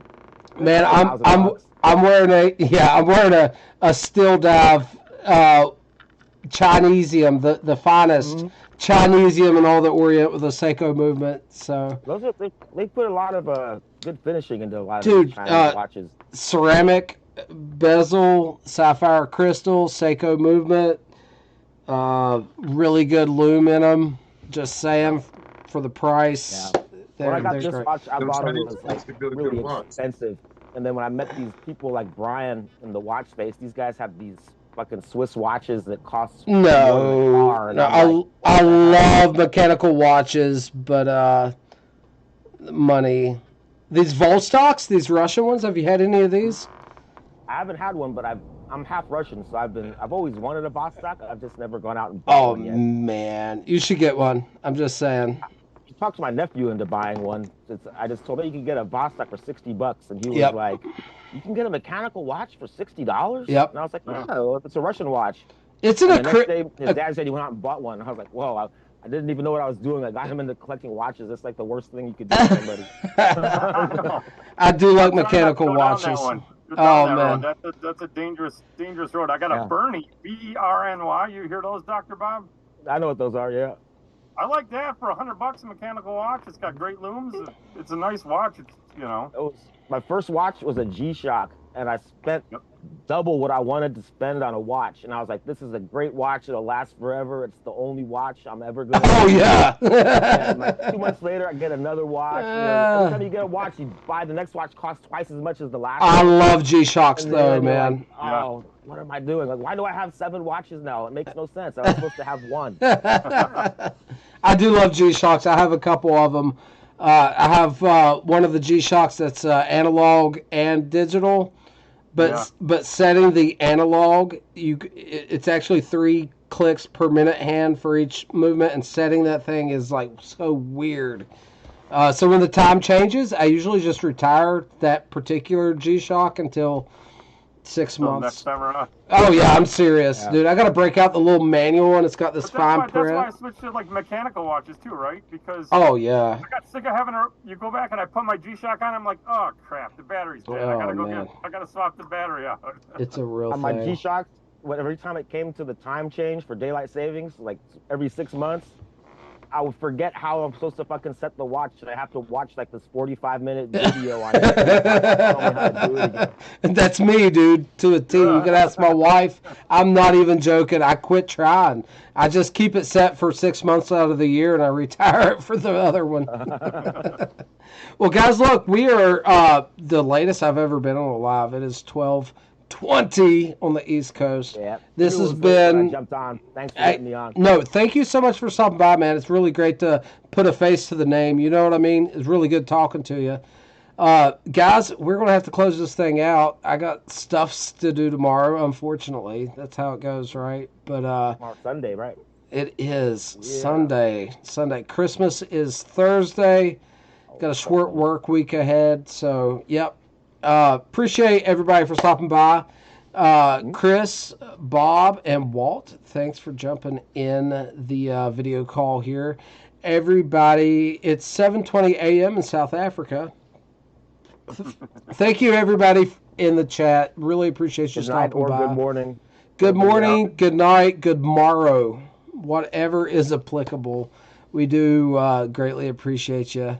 Guys, we're going to jump off here, and we will catch everybody again real soon. Thanks for stopping by, and it was a good one.